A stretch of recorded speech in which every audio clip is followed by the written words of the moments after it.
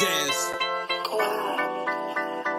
Hey, look, now I'm rolling, she wanna ride shoddy. Cause of the money, she all on my body. Kicking game like I'm teaching karate. I'ma do me and I don't need a posse. A lot of y'all just lacking direction. All that I've been through, you couldn't even guess it. How you tough, but you scared of reflecting. Never so dope, but the truth, they gon' stretch it. When I'm moving, I don't feel no pressure. Pray the sun and the moon send me blessings. I don't move like a random pedestrian. Always stepping, I carry a weapon. Wanna know how I'm black and eclectic? I'm a leader, didn't wanna accept it. Gotta step up and never regret it. My ancestors will never be dead. In the struggle, it will never end. For the tension, I keep an extension. Love my credit from leasing and renting. Keep it text, so I might get suspended. Never put money over the friendship. Romans never leave, we ascended. Want freedom, but they won't be fenced in. How you real, but beefing through the mention. Back and forth, it go back and forth, it go back, back, back, back, back, back, back, back, back, back, back and forth, it go back and forth, it go back, back, back, back, back, back, back, back, it go back and forth, it go back and forth, it go back, back, back, back, back, back, back, back, back, back, back and forth, it go back and forth, it go back, back, back, back, back, back, back, back. All right. All right. We about to get right. If a brother or sister wants to go to a black medical school, the only two places they can really go is Meharry Medical College in Nashville, Tennessee, and also Howard Medical School associated with Howard University in Washington, D.C. So this is a great opportunity for us to not only strengthen up HBCUs, but we can also combat any attack they're trying to do to keep us from knowing our own history. A word to the wise. You know Ed Cole don't bullshit. He don't bullshit. Yeah, most definitely. We finna get to it. We finna get all the way to it. Shout out to that nigga Showboat. I see you, big home. Loyalty, integrity, morality, honorability, all of that shit don't exist to them people who own them venues, who own the record label, who own the concert, who own all that. That shit only matters to very, very, very, very few people do it matter to, including the consumer. And of course, this thing cuts off in the middle of my stride. But what I was saying is, am I wrong for selling crack to a crackhead? Am I wrong for giving drugs to a junkie? You're looking at it from the perspective of somebody who is not the junkie, somebody who is not the crackhead, somebody who is not the heroin addict. Let me tell you, if you didn't know or you are unfamiliar with how any of that works, the junkie, the crackhead, the heroin addict, they don't give a fuck where they get it from. They just want it. They don't care. A lot of times, they don't even care if it's weaker as long as it give them a little bit of a tweak. Shout out Naeem Edwards.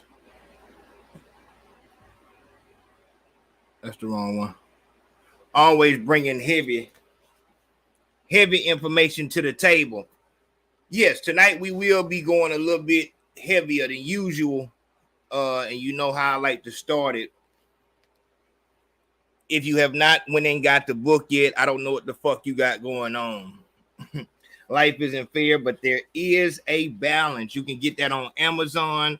Archie Sims. Dealing with today's topic, I wanted to read a piece of the chapter called Do What You Love to Rise Above the Bullshit. Let's see if this coalesces with our topic today. You have to follow your heart in this life. Any diversion from following your heart is an obstacle to true happiness.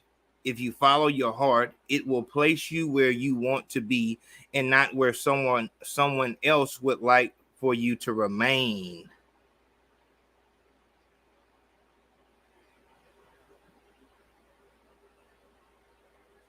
If you follow your heart, it will place you where you want to be and not where someone else would like for you to remain.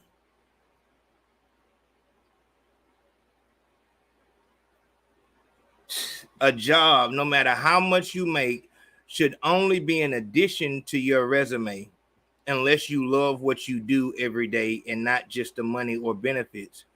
With $1 million in your bank account, you will eventually dread going to work if you do not love your occupation or endeavor. Your life has to have meaning. And that's just a piece out of the 7th chapter. Life isn't fair, but there is a balance. This is Archie Sims' book. It is on Amazon as we speak. You can walk around with this thing. Real talk. Shout out to Archie, my nigga. Real talk. But yes, we got some work to do tonight. We got a little work to do tonight. Shout out to that nigga Asiatic for coming through the door. And letting me know that we got something that we need to speak on.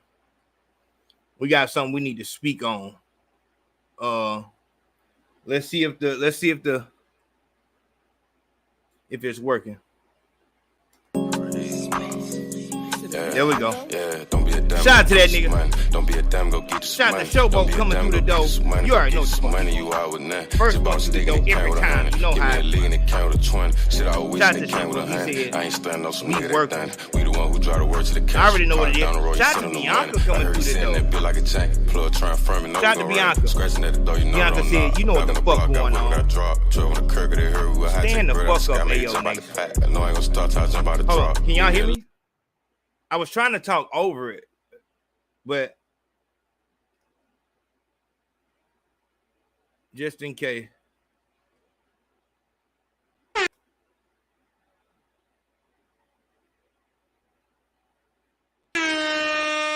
You can't be serious. Every time. Like, what the fuck? But shout out to that nigga Showboat. Shout out to Bianca coming through, showing that love. I appreciate all that love and support. Long-time Nation members rocking out with us heavy. Let's make sure we turn the loop off. Do not loop the track. There we go. Hey, yo, what the fuck? There we go. Oh, my God. Oh, shit.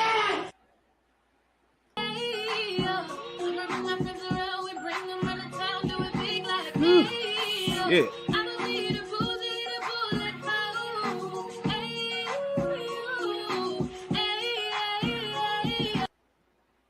All right.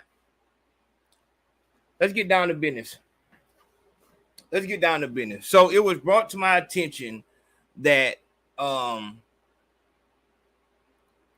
there was an incident that took place on the No Jumper platform, and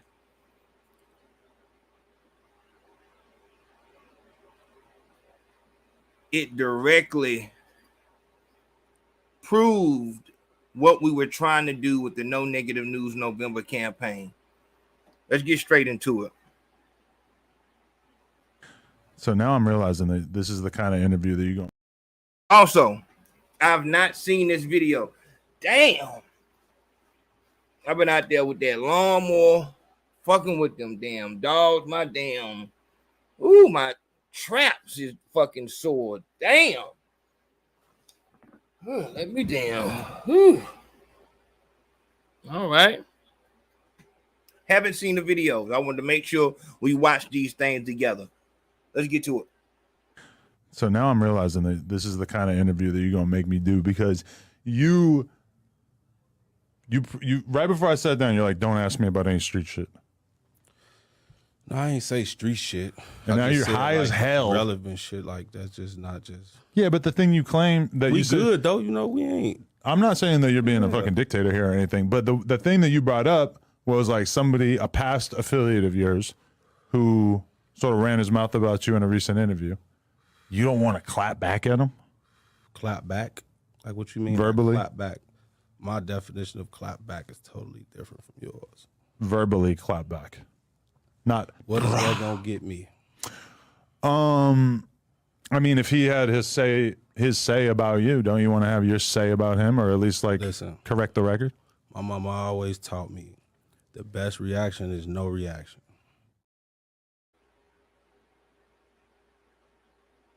Wow. Wow.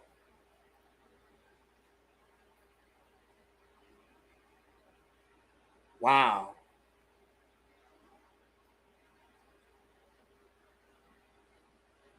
I want to show something else. That's his response. Don't beat these motherfuckers to get up with you, boy. Stop. Get up with me, nigga. I keep Billy Western. Don't beat these motherfuckers to knock them tattoos off. Homie, I love, nigga. Fuck is you playing with, boy? Stop playing with me, nigga. Fuck you, cuz. That little Fuck ass your mama. rag you got on your Fuck mama. your Hey, granny, take that motherfucking nigga. rag off Fuck too, from boy. your You family, disrespecting the Crip. I Only listen. fuck with the real I don't Crips, give a boy. fuck. Stop I'll whooping spit like on you, that. nigga. You be whooping. Listen. You be I'll whooping. spit on you, I nigga. fuck the real I Crip. am disrespectful. Hey, I ain't never been spit on. Little ass Spit nigga. on you, nigga. Don't ever let me see you. Tell me, chip. Hey, you gonna do what? Hello? Can Hey, you you not gonna hear do what? faggot? Stop They say it. I'm slow. You Stop it slow? and knock it bitch? off. Are you slow? Stop it and knock it out, fat boy. Bitch, you Stop it bitch. and knock it You out, fat toucher. boy. Yo, this is like DC meets Marvel. We got Chicago meeting up with Fuck you out. Hey, I'm gonna fuck you up, Chris. Hey, You think you can fight? I think you've been working out and shit. That shit ain't gonna help nothing. Hey, I don't give a fuck about a workout. Nigga. that shit ain't gonna help nothing. You working out for what?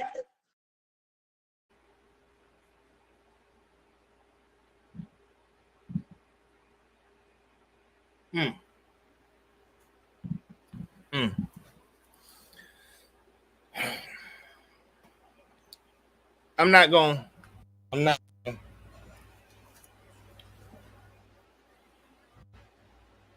Let's stay on topic. So, first thing first. Let's go back to the first clip because I don't want to. Let's go back to the first clip. So now I'm realizing that this is the kind of interview that you're gonna make me do because you right before I sat down, you're like, "Don't ask me about any street shit." No, I ain't say street shit. And now you're high as hell. Relevant shit like that's just not just. Yeah, but the thing you claim that We you said, good though, you know. We ain't. I'm not saying that you're being a fucking dictator here or anything, but the thing that you brought up was like somebody, a past affiliate of yours, who sort of ran his mouth about you in a recent interview. You don't want to clap back at him? Clap back? Like what you mean? Verbally? Clap back. My definition of clap back is totally different from yours. Verbally clap back. Not what is that gonna get me? I mean, if he had his say about you, don't you want to have your say about him, or at least like correct the record? My mama always taught me the best reaction is no reaction. All right.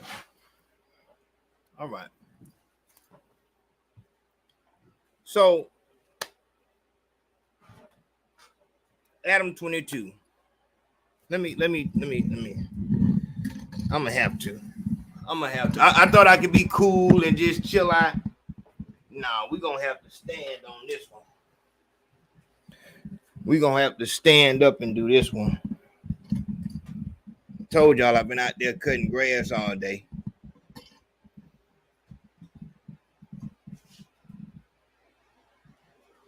So,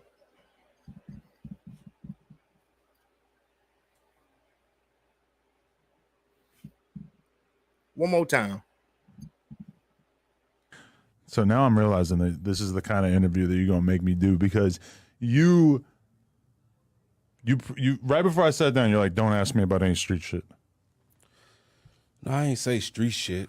And now you're high as hell. Relevant shit like that's just not just. Yeah, but the thing you claim that we you said, good though, you know. We ain't. I'm not saying that you're being a fucking dictator here or anything, but the thing that you brought up was like somebody, a past affiliate of yours, who sort of ran his mouth about you in a recent interview.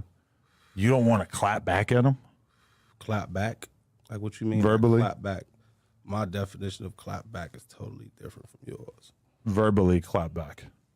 Not what is that gonna get me? I mean, if he had his say about you, don't you want to have your say about him, or at least like correct the record? My mama always taught me the best reaction is no reaction. Adam, you no longer have the blissful ignorance to say that they're just talking about each other. It's just that. Let's start with that. You no longer have that blissful ignorance. The little boy that you were exploiting, if I felt I could get away with it, I would even say that you were grooming him to be handled in the wrong way. I would go further and say that I won't. XXXTentacion was not even a gangster rapper, and he got murdered. You threw the balloons up, you were fucked up about it and all that. And since then, there have been so many. We just had the motherfucking BTB Savage motherfucker who was talking about the incident where he shot and killed a motherfucker, and then he gets killed. You know that a motherfucker's words during these interviews can get them murdered. You no longer have that, oh, I didn't know, I didn't know why, what happened? I don't, oh no, bro, I thought it was just music. If it was just music, why in the fuck wouldn't you ask him why wouldn't you ask him about his music as a musician? You're bringing up another mother. You're doing the Vlad.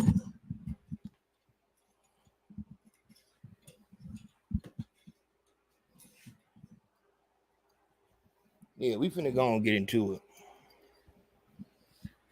Cause see, this shit right here, this whole fucking white men coming into our culture and being dirty glove bastard, Vlad TV, no jumper.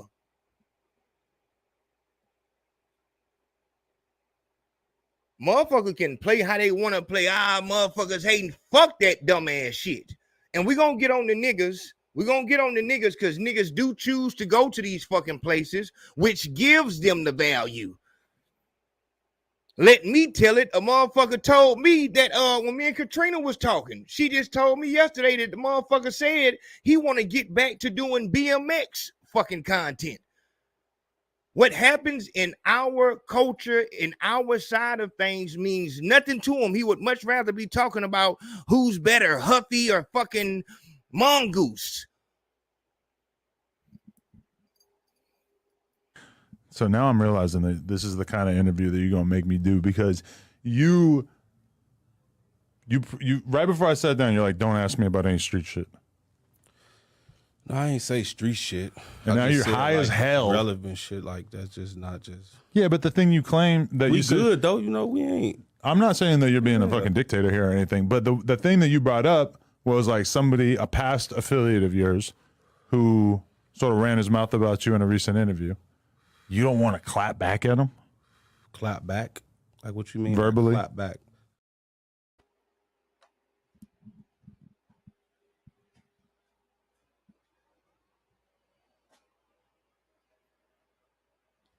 Hey, my nigga, real talk. Cause like I said, I don't like getting too over, you know what I'm saying, hyped about shit. When I'm hyped about something, I want something to happen. I want to do something. Dog. Hey, also, hey, Nay, could you go over there to the post that that Ruger made and screenshot his caption below this video? He posted this on his IG with a caption that explained exactly what happened. Could somebody go over there and screenshot that for me and send it to my DM so I can post that up?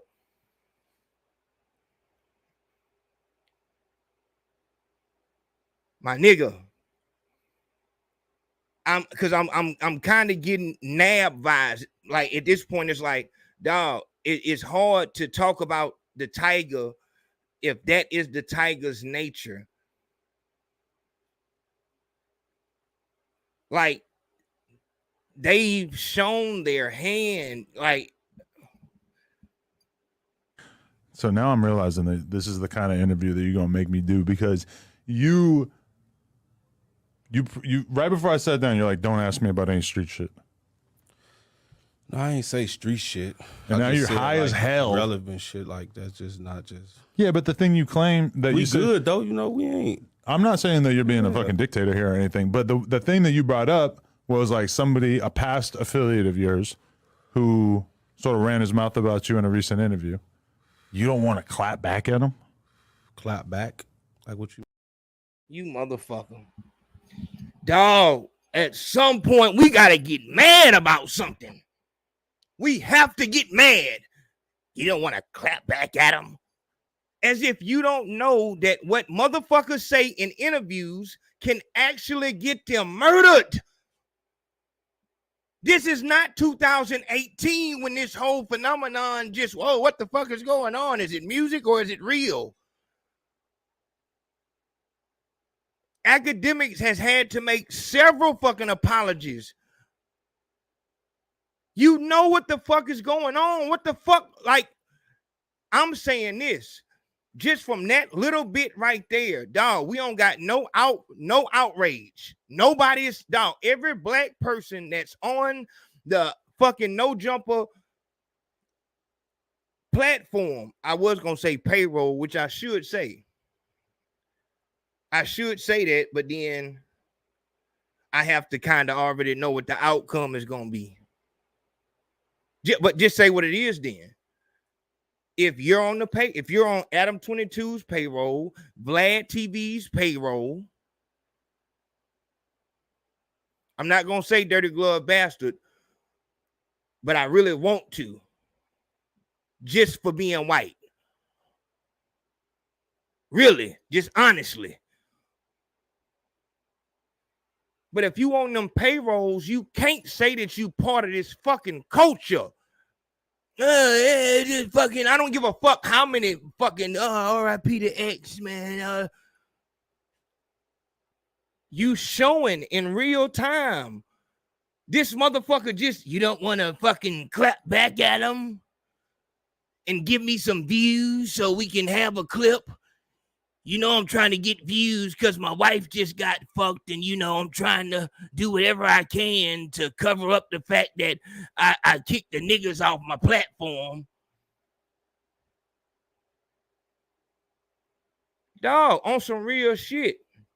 After that shit with what the fuck to do little cell phone, when they kicked cell phone off the platform, when he fucked over cell phone, motherfuckers, everybody gone. It's over with.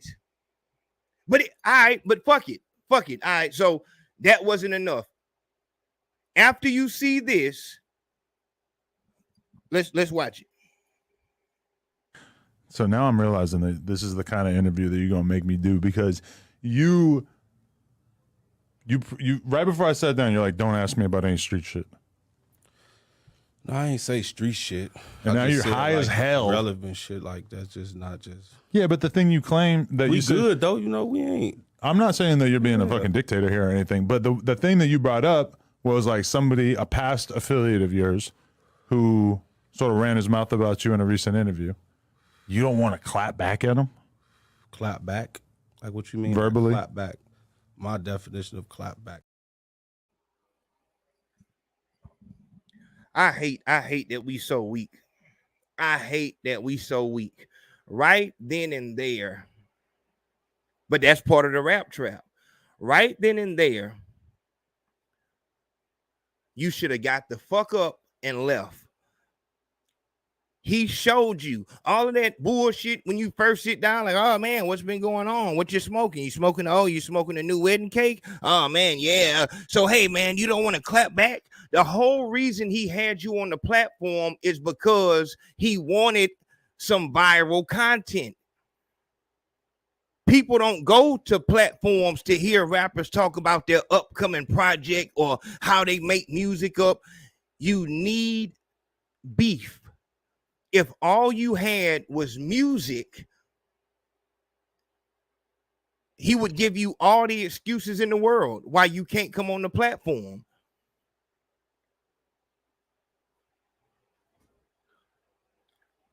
And that's what it is. That's what it is. And in real life, you know that. But the times of being able to use beef to promote your project that's coming up, them days is over. This rap game, this community of hip hop, this culture has become bloodthirsty. If a nigga says something about another nigga, they demand blood, only to get it and be like, "Ah, man, I was just listening to it, man." Ah. Yes, it's more than just Adam 22 and Vlad that have to do with this. But come on, my nigga. He's telling you right here, right now. If we're not talking about, if you're not going to talk shit about somebody else that could kill you or you could kill them and somebody could be in prison like fucking Rollo, what are you doing here?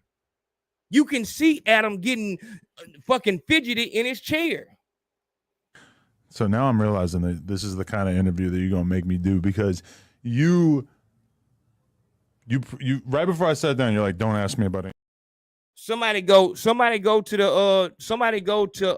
Ruger's Instagram and get that caption. Somebody go screenshot it. I think Naeem is doing something. Somebody go over there and screenshot it. So now I'm realizing that this is the kind of interview that you're going to make me do, because you right before I sat down, you're like, don't ask me about any street shit. No, I ain't say street shit. And now you're high as hell. Relevant shit like that's just not just. Yeah, but the thing you claim that we you good said, though, you know, we ain't. I'm not saying that you're being a fucking dictator here or anything, but the thing that you brought up was like somebody, a past affiliate of yours, who sort of ran his mouth about you in a recent interview. You don't want to clap back at him? Clap back? Like what you mean? Verbally? Clap back. My definition of clap back is totally different from yours. Verbally clap back. Not what is that gonna get me? I mean, if he had his say about you, don't you want to have your say about him, or at least like correct the record? Stop being a bitch. Stop being a bitch, white man. Stop being a bitch. Say what it is. You weren't expecting that question, though. What that's gonna get me? You mean other than views on my video? Well, he said something about you. Don't you black guys not allow any disrespect? This brings me back to a situation that happened with Vlad TV. There was a internet personality called Tommy Sotomayor, and at the time, Tommy Sotomayor and Tariq Nasheed, like he makes a movie series called Hidden Colors. They were beefing. Vlad did an interview with Tariq Nasheed, and after that, he was gonna do an interview with Tommy Sotomayor. Tariq Nasheed found out that he was gonna do that. Even back then, that what Vlad was using motherfuckers' words to keep beefs going. I'm gonna tell you what he said, and he's gonna see what you said, and we can just have a back and forth because that's what will get me views. Tariq Nasheed went to Vlad's studio, went to where his studio is, and walked in while Vlad was interviewing Tommy Sotomayor, and just like he was challenging Tommy Sotomayor to do something right then and there. It was, words of somebody having a gun and all kind of shit, and Vlad was just so fucking uncomfortable. Hey, Tommy, hey. Tommy Sotomayor was accusing Vlad of setting it up and all kind of shit. Vlad was just in the middle. And after that, Vlad told a story of, I tried to do an interview with Tariq Nasheed, but he came to the studio and was just doing too much. He was at my studio.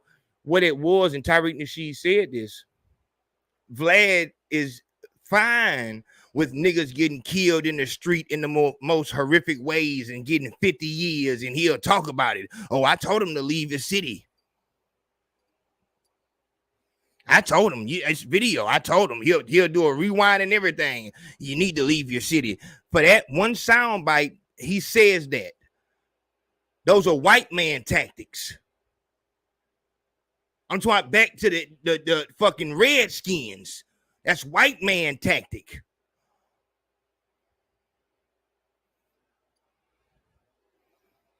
Tuskegee experiment shit. Hey, we're going to do something nice for all the poor blacks. Come, we're going to give you a free vaccine. They giving motherfuckers syphilis and all kind of shit just to see what the fuck it do to a motherfucker. That's white man shit. Vlad was cool with them beefing and their whole life being torn down as long as it wasn't affecting him in a negative way.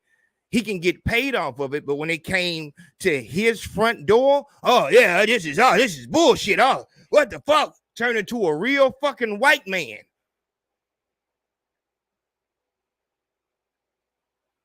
You gonna give motherfuckers security now. You give them security while they're there, but as soon as they leave the premises, they can get shot down. And it doesn't matter to you because you go back home to Calabasas with Michael Jai White and Drake and them.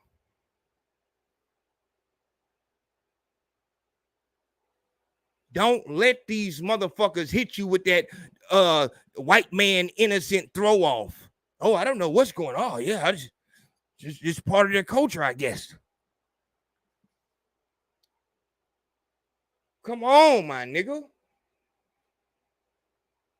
But dog, what I'm saying is, all right, we just saw that.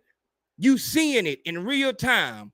They need negative shit in order for them to even operate, to function. They need negative shit. When a motherfucker shut down like that, people have no fucking reason to watch. Without something negative, they're dead. It's slow form.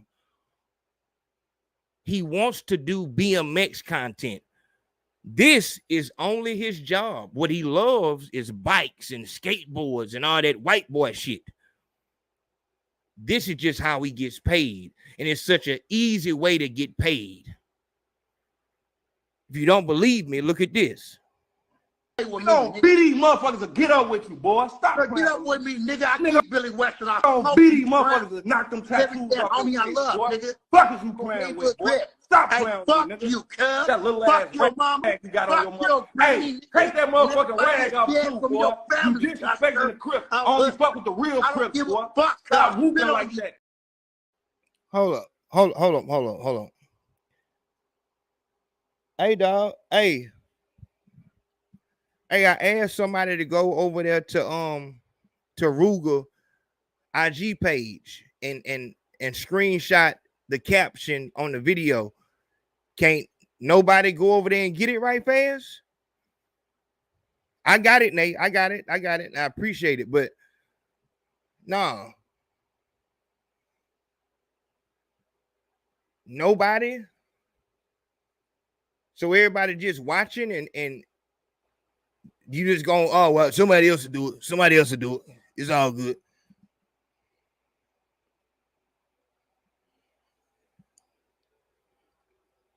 All right, now. You know I'm in that mode. That was damn near 30 minutes ago. I asked to take a screenshot of the caption under Ruger shit. Couldn't nobody go over there and do it? All right, now. I got it now, but all right. You know I'm in that mode right now. No, beat these motherfuckers to get up with you, boy. Stop playing. Get up with me, nigga. I keep Billy Western. No, beat these motherfuckers to knock them tattoos off. Homie, I love, nigga. Fuck is you playing with, boy? Stop playing with me, nigga. You, cuz. That little ass your mama. You got on your mama. Hey, take that motherfucking rag off too, boy. You disrespecting the Crip. Only fuck with the real Crip, boy. Stop whooping like that. You be whooping. I fuck the real Crip. Hey, I ain't never been spit on. Little ass nigga. Spit on you, nigga. Don't ever let me see you. Tell me, hey, you gonna do what? Hello? Can you not hear what? Stop it. I'm slow. You slow. Knock it out. Are you slow? Stop it and knock it out, fat boy. Bitch, you Stop it and knock it out, fat boy. Yo, this is like DC meets Marvel. We got Chicago meeting up with. Hey, I'm gonna fuck you up, Crib. You think you can fight? I think you've been working out and shit. That's it. Hey, dog, something got to happen. Did you see that white boy? Massa on top and the two slaves fighting for Massa attention. Y'all didn't see that? We got West Side and we got to be man. It's off the chain. West Side and Chicago is off the chain. Right? Oh my God, I can't believe it's pandemonium.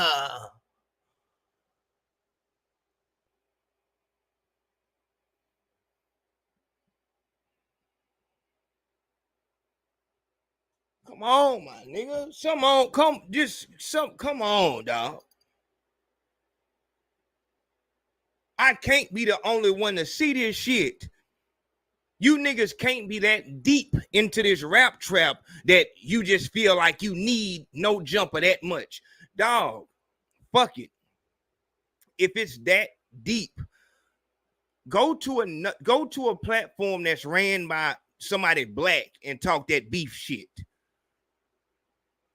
You won't do that though, because just as soon as a nigga, let's go into what happened. So now I'm realizing that this is the kind of interview that you're gonna make me do, because you right before I sat down, you're like, "Don't ask me about any street shit." No, I ain't say street shit. And now you're high as hell. Relevant shit like that's just not just. Yeah, but the thing you claim that we you good said, though, you know, we ain't. I'm not saying that you're being a fucking dictator here or anything, but the thing that you brought up was like a past affiliate of yours who sort of ran his mouth about you in a recent interview. You don't want to clap back at him? Clap back? Like what you mean? Verbally? Clap back. My definition of clap back is totally different from yours. Verbally clap back. Not what is that gonna get me? I mean, if he had his say.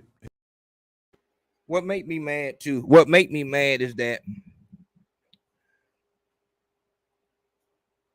you know what you're doing. What makes me the most mad is that when the white man pulled a white man trick and he think that a nigga don't know what he doing. A nigga don't know that, but don't forget, when we was doing the No Negative News November, this the same motherfucker that went outside. Yeah, we just paid somebody's bond, and yeah, man, we're giving back to the community. White man shit. Yeah, man, I'm for the blacks. I just paid somebody's bond. Yeah, we're just giving out money to the people. I'm for the blacks. You think a motherfucker can't see that you're trying to push some beef? You want to like you're talking about shit that should not be spoken about on camera. You see how real shit can get. This isn't a conversation in the backyard. You're in front of a fucking camera. You want him to talk about it right then at that moment so you can capture it and use it as a money. You're trying to get money out of this. You don't give a fuck who's beefing or why they beef. Oh, y'all, you want to clap back? Whatever he needs to say, he didn't already said it. You want him to say it on your platform so you can have it and get paid off of it. Let's look and see what Ruger said about this whole situation.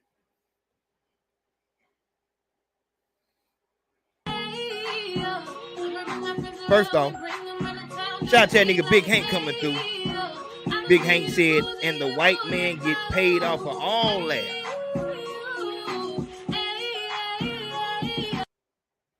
What song was that off of? Whoever find it first, you get a moderator status. And the white man get paid off of all of that. Shout out to that nigga Solo T coming through the door showing that love. No words, straight support.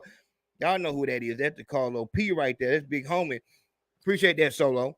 Shout out to that nigga Darius Mayfield. Darius Mayfield said Adam wanted him to diss strictly for views. Exactly. Thank you, Darius. I'm not alone with this shit. Shout out to Key Allen. Key Allen come through the door and said, "What up, homie? You know what the fuck going on?" Shout out to that nigga Key Allen. I see you, my nigga. That's love. But let's look at what was said behind the scenes.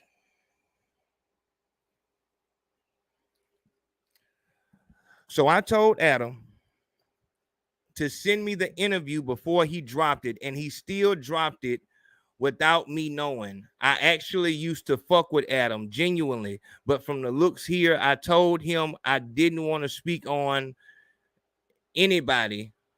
I didn't want to speak on any of the goofy beef shit, but yet he still didn't want to respect it. It's like he hates to see a motherfucker elevate mentally, so he constantly tried to get me to badmouth the next man. I'm proud of you, man. I'm proud of you. But Ruger, you got to keep that energy. We had NLE Chopper saying that he didn't want to do that shit no more. NBA Youngboy, but they bent. You got to know if you really want to elevate mentally, you not going to make no rap money. And you have to be good with that. You can't just say it and not live it, my nigga. If the white boy couldn't pull you back, don't let nothing pull you back. But I'm proud of this, though. Tried to get me to badmouth the next man by asking, "Are you going to clap back?" I mean, how old are we? Grow the fuck up. But this is the reason why I barely do interviews, because everybody is not genuine. All they care about is what benefits them and some damn views. But I see through that shit very good. You culture vulture. Now, you're a culture vulture now. I would have been wrong if I asked him about that pedophile shit he got on his name. Yeah. Yeah. There we go. There we go. Yeah. A nigga will talk about the beef he got if you'll speak about that pedophile shit. If you'll speak about that that fucking all of that that young girl and those fucking baby jokes that you were making. Sexual shit towards a fucking baby, not like she's a baby. I'm talking about like a toddler. Why has this motherfucker got away with this? Why is this only brought up when a motherfucker mad at him? It kind of make it look like, you know, you good with it as long as it benefits you. Come on, my nigga. But still, you said it. Let's use this and stand behind this. Can we use this and stand behind this? Ruger was the first one. Can we fuck all the writing and shit like that? Let's not go to no jumper anymore. No more black rappers. No more. And if he hits you up, then you know he's dried up all of his avenues. Niggas ain't fucking with him. And we need to do the same thing for Vlad. Anybody who's had their name in the mix of why niggas died, we done with them.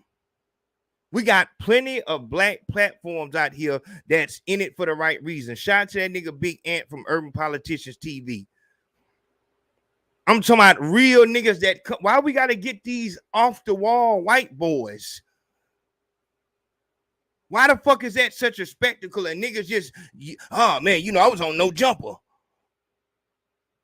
Come on, my nigga. Y'all seen how he did House Phone. Y'all seen how he moved before that. Y'all had plenty of reasons not to fuck with this motherfucker. But, nigga told me that Adam responded to all of this shit. And the response is even more disrespectful. Let's see what was said. I just woke up and I got Ruga throwing a little bitch fit. Sorry, I just brushed my teeth. Throwing a little bitch fit. Not that he's a bitch, but throwing a fit because I did an interview with him and I actually asked him about the shit that Dirk said about him in the academics interview. And I asked him about the billionaire black beef. And now he's crying me a river, acting like it was so inappropriate. Bro, Dirk just did a 3-hour academics interview and answered every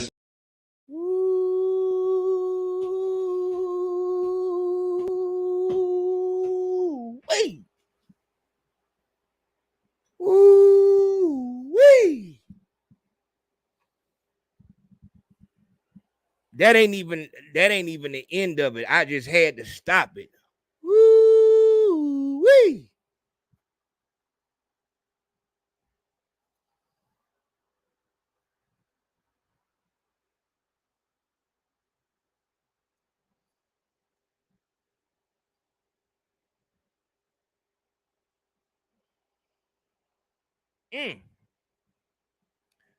Bitch fed, yeah, he started fucking bitch fed because I fucking asked him a question, man. What the fuck?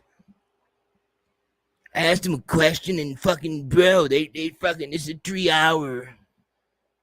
So you saying that the climate outside doesn't, so the climate outside doesn't affect the way that you do you're inside this culture where every day at least 3 rappers are getting killed. You're in this culture and have a position in this culture, and you're saying that you don't understand that you should probably change your questioning to help tone that down, but you wouldn't, because that as soon as you leave that studio, that's no longer your culture.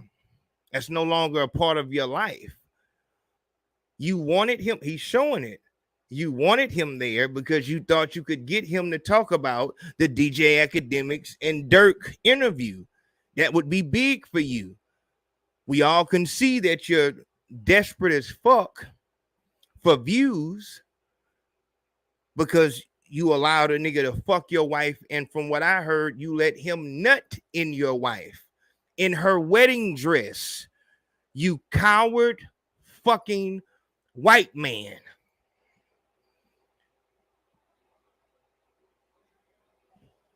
He's having a fucking bitch fit because I fucking asked him about the fucking. A bitch fit. You got niggas dying every day for that exact thing, for talking about beef in interviews. But he's crying a river. You are telling, he's crying a river. You, the white man who runs away from danger and had to put California fucking gang members around to protect you, which they did like some fucking slaves.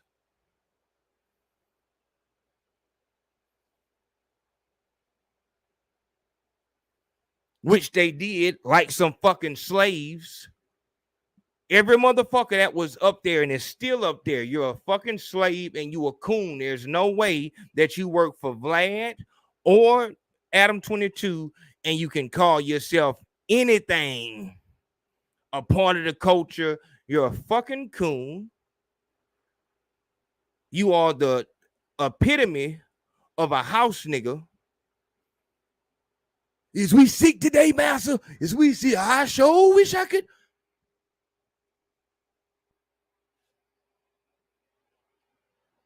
He's having a fucking bitch. The only reason why a white boy, a coward white boy, would talk like that is because there's niggas around him, and probably just like the other California gang member, he probably talked to them and yeah, that wasn't that's what would give a white boy in a culture of black people would give him the nuts to say he's having a fucking bitch. You talking to Ruger like that.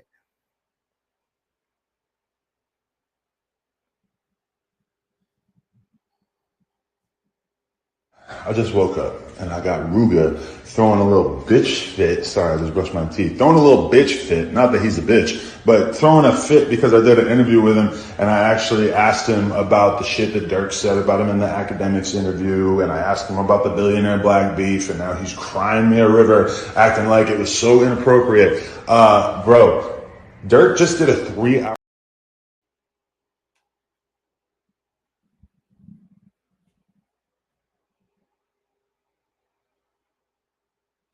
Dog, that I'm as I'm watching it, it's appalling. Dog, I guarantee you, before he did that, he talked to niggas that are working for No Jumper at this very moment. He talked to them, or they might have called him.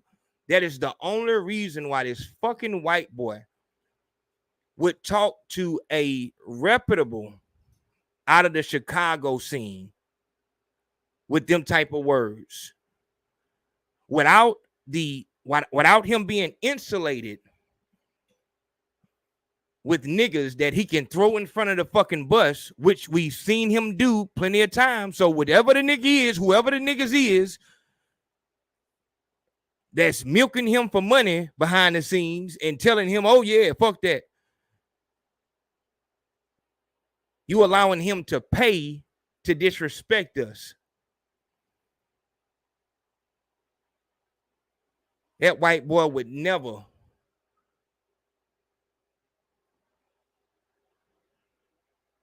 You niggas don't have no type of motherfucking. Man, you niggas is disgusting. During the bitch fit. Man, somebody need to. Man, that's crazy. I hate that, dog. I hate bitches. I don't like cowards. Motherfuckers who know that they're bitches. This is why the YouTube shit throw me off. Motherfuckers who know 6ix9ine, know that they're a bitch, but talk heavy. That shit gets under my skin so bad.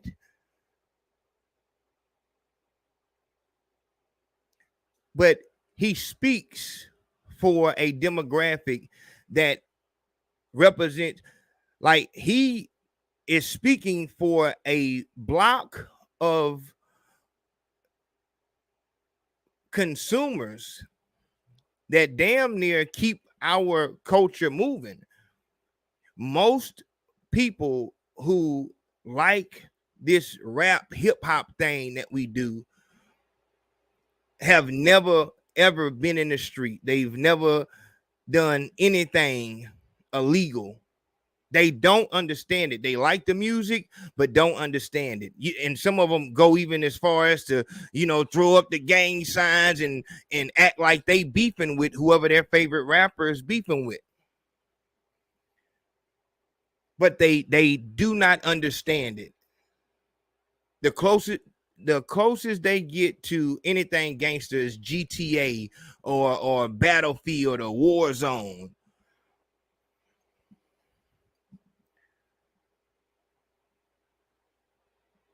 Dirk has made it clear that he doesn't want any more bloodshed or any more beef. Only the nerds try to keep a motherfucker in that same mindset.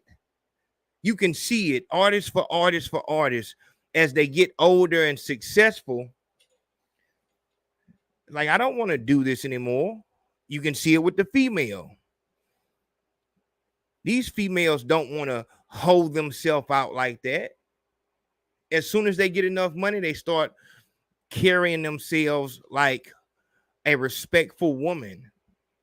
That character that they had to build is no longer, because they've gotten where they want to be.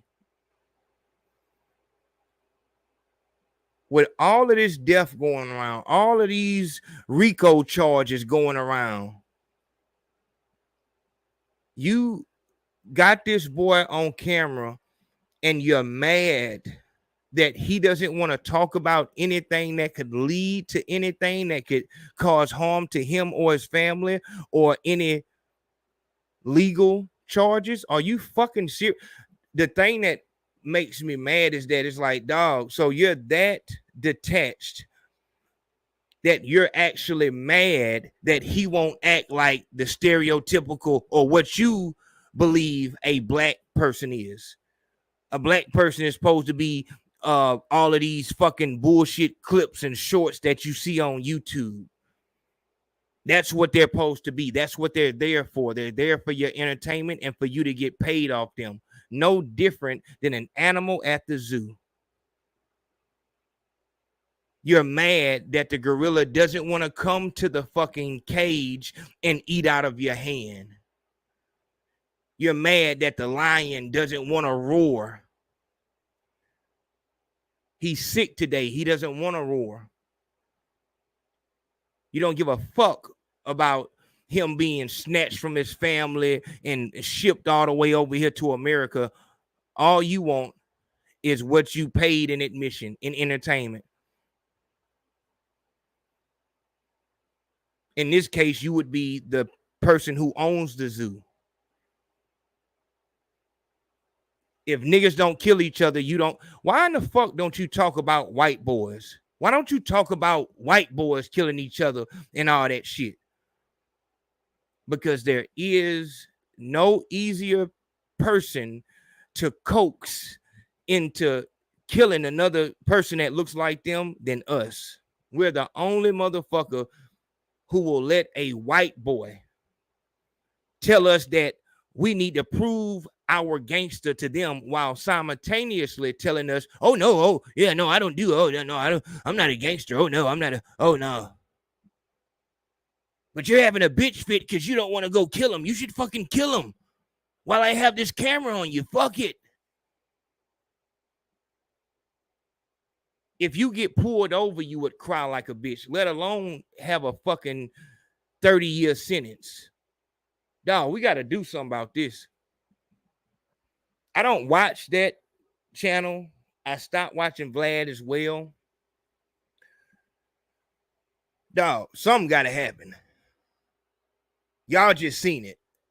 We're not even all the way through it, but you just seen it. Just in case you coming in the door right now, look.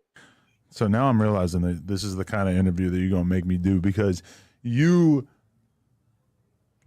right before I sat down, you're like, don't ask me about any street shit. No, I ain't say street shit. And now you're high as hell. Relevant shit like that's just not just. Yeah, but the thing you claim that we you good said, though, you know, we ain't. I'm not saying that you're being a fucking dictator here or anything, but the thing that you brought up was like somebody, a past affiliate of yours, who sort of ran his mouth about you in a recent interview. You don't want to clap back at him? Clap back? Like what you mean? Verbally? Clap back. My definition of clap back is totally different from yours. Verbally clap back. Not what is that gonna get me? I mean, if he had his say about you, don't you want to have your say about him, or at least like correct the record? My mama always taught me the best reaction is no reaction.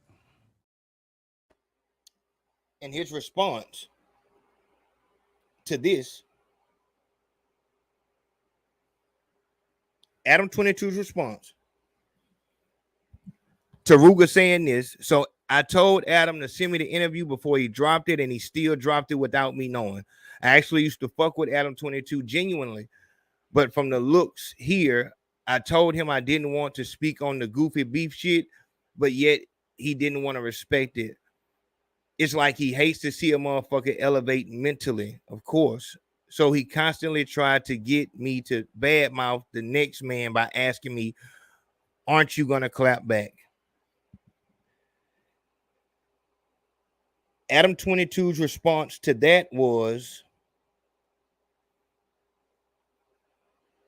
I just woke up and I got Ruga throwing a little bitch fit. Sorry, I just brushed my teeth. Throwing a little bitch fit. Not that he's a bitch, but throwing a fit because I did an interview with him and I actually asked him about the shit that Dirk said about him in the academics interview. And I asked him about the billionaire black beef, and now he's crying me a river, acting like it was so inappropriate. Bro, Dirk just did a 3-hour academics interview and answered every single question about beef like a grown-up. He just actually answered the questions. Now you over here having your fucking period because I actually asked you about a couple of different interview clips that were viral that mentioned you. The rest of the interview was not about that stuff and you're totally misrepresenting it.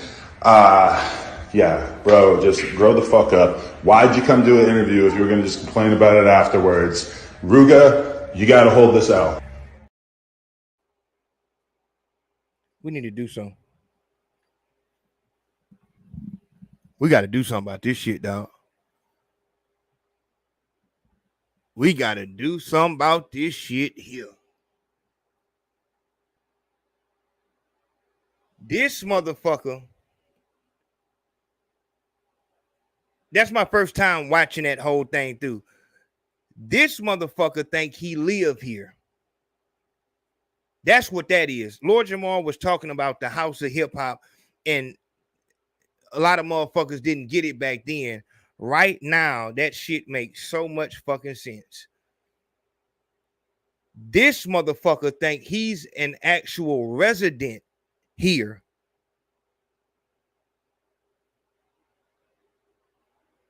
You don't give no fucking opinion. You don't know what the fuck is going on. My mistake. You know exactly what's going on. You just don't give a fuck. Ruger or Dirk getting killed would be the best thing for you. One of them getting a Rico would be the best thing for you. And you would go to the next rapper and incite another beef. If you can't see that these motherfuckers are inciting beef in order to get paid, I don't know what else to show you.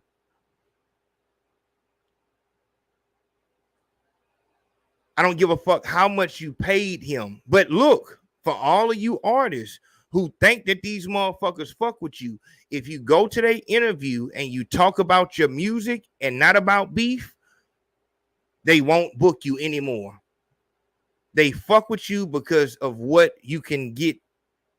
They fuck with you because of what you can do for them.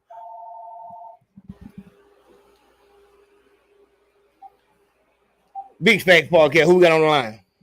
Yo, this Bianca, Ayo. Speak to me. What you think about this? Okay, I just got one question. Uh-huh. This the same nigga that let his wife fuck other niggas? Yes, it's just the same white one. Oh, okay. Yeah, it's the same one. It's the same one. And you know. My whole thing is like, come on now, Adam. You see he's not trying to answer what the fuck you trying to ask him. Why you keep pushing?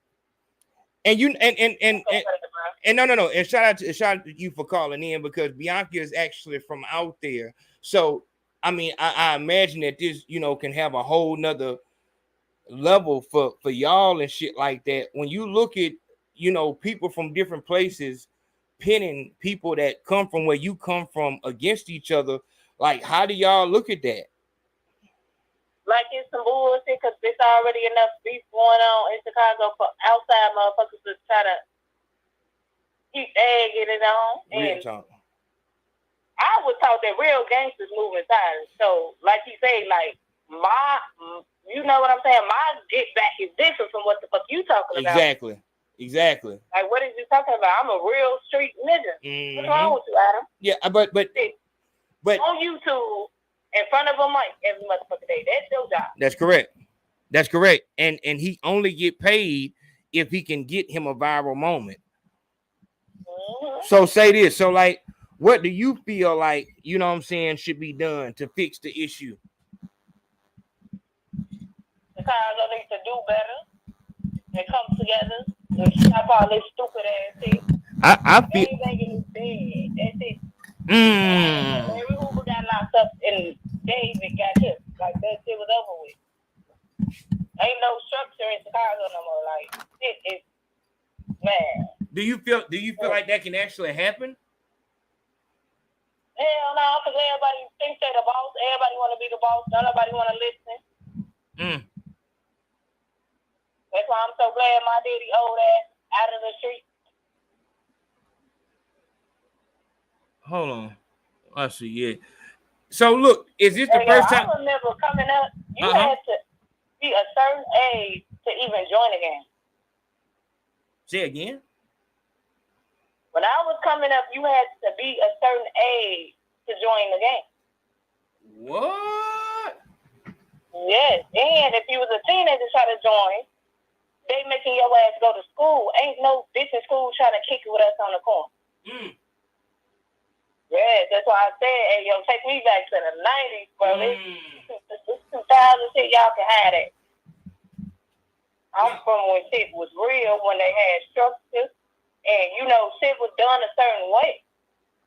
If in my neighborhood, if they was going to have a shootout, they made sure all the kids was in the house. Literally, they would go around and make sure everybody's kid was in the house. Wow. If you came back out after they told you not to, that was on you. But they didn't just shoot in front of us. We was allowed to be in front of my house and play safely. Tell me this, Bianca. Like, so do you feel like the crazy shit came with drugs, like with the fent and shit like that, or you feel like it came with the music? A little bit of both. That was glamorized, drinking lean, popping pills, and all that stupid ass shit. And people started doing that dumb ass shit, trying to be like the rappers. Tell me this right here. So tell me this. Doing rapper drugs. Tell me this. Did it get turned up after Chief Keef, or was it already turned? Did you see like it turned for the worse after Chief Keef came out?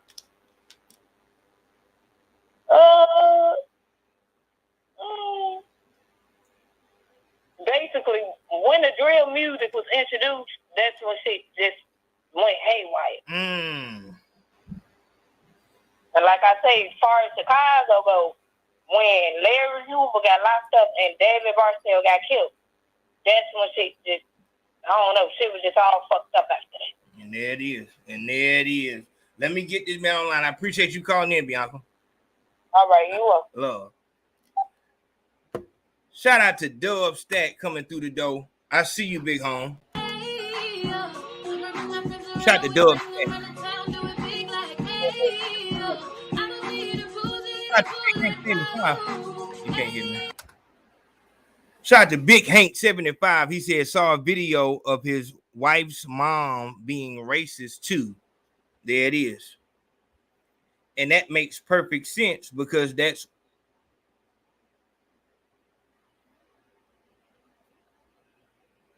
why she would have a fetish for a black guy, wanting to fuck a black guy, because it seemed like it was off limits. I'm saying this. If we're not gonna actually stand up and do something and change something, like this shit is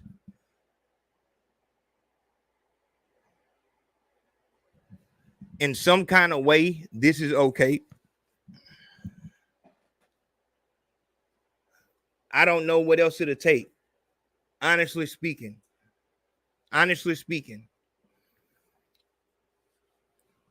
If this doesn't open a motherfucker eyes to what's really going on, I don't know what the fuck could.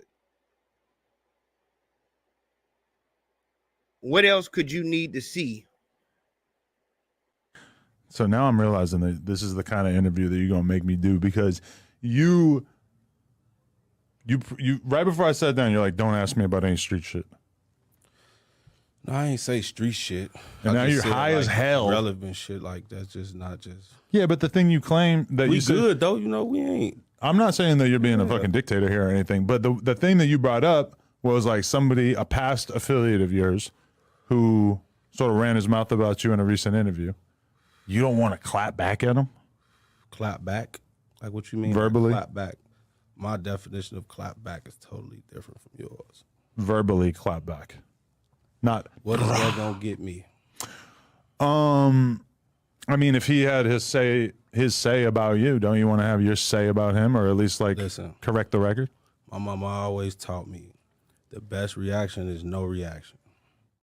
I just woke up and I got Ruga throwing a little bitch fit. Sorry, I just brushed my teeth. Throwing a little bitch fit. Not that he's a bitch, but throwing a fit because I did an interview with him and I actually asked him about the shit that Dirk said about him in the academics interview. And I asked him about the billionaire black beef. And now he's crying me a river, acting like it was so inappropriate. Bro, Dirk just did a 3-hour academics interview and answered every single question about beef like a grown-up. He just actually answered the questions. Now you over here having your fucking period because I actually asked you about a couple of different interview clips.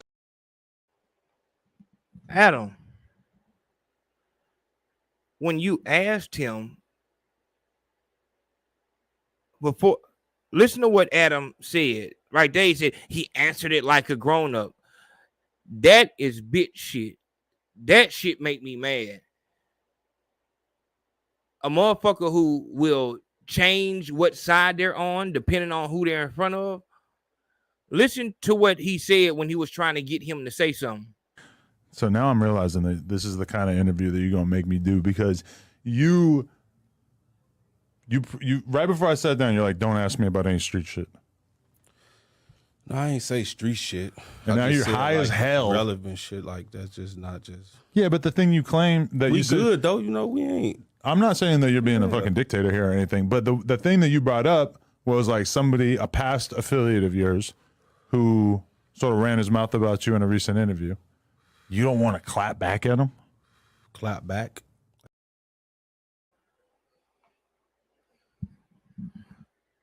Ran his mouth about you is what you said when you were trying to entice him to talk. But then when you were against Ruger, you said he was asked a question and he answered like a grown man. Real shit, dog. Anybody that go to No Jumper after this shit,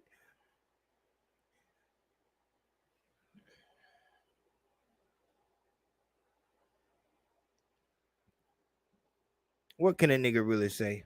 What can a nigga really say? Dog, I'm telling you, dog, this shit get exhausting. You point this shit out and point this shit out.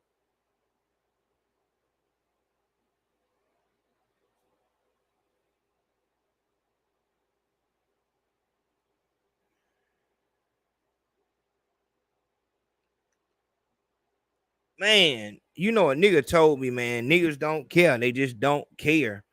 And I didn't want to believe that, so we went ahead with the No Negative News November. Let's see what we got. Big Face Podcast. Who this on the line? Good, this Big A. Wee. Mike check. Can you hear me? All right now. Don't cause no Y'all trouble. hear me clearly. Let me know. All right. We clear. Go ahead. All right, man. I'm going to tell you like this right here, bro. It's something that's been going on. Uh-huh. It's going to continue to go on. Don't say that. At this point, all you can do is raise the... Hold on. You got it on speakerphone? Hold on. You got it on speakerphone? Bro? Hold on. You got it on speakerphone? Hold on. I'll take it off. Hold on. Let me take it off. Yeah, you got to get right up on it. Pause. Yo, you can hear me? You good. We working. Hello? You good. Let's go.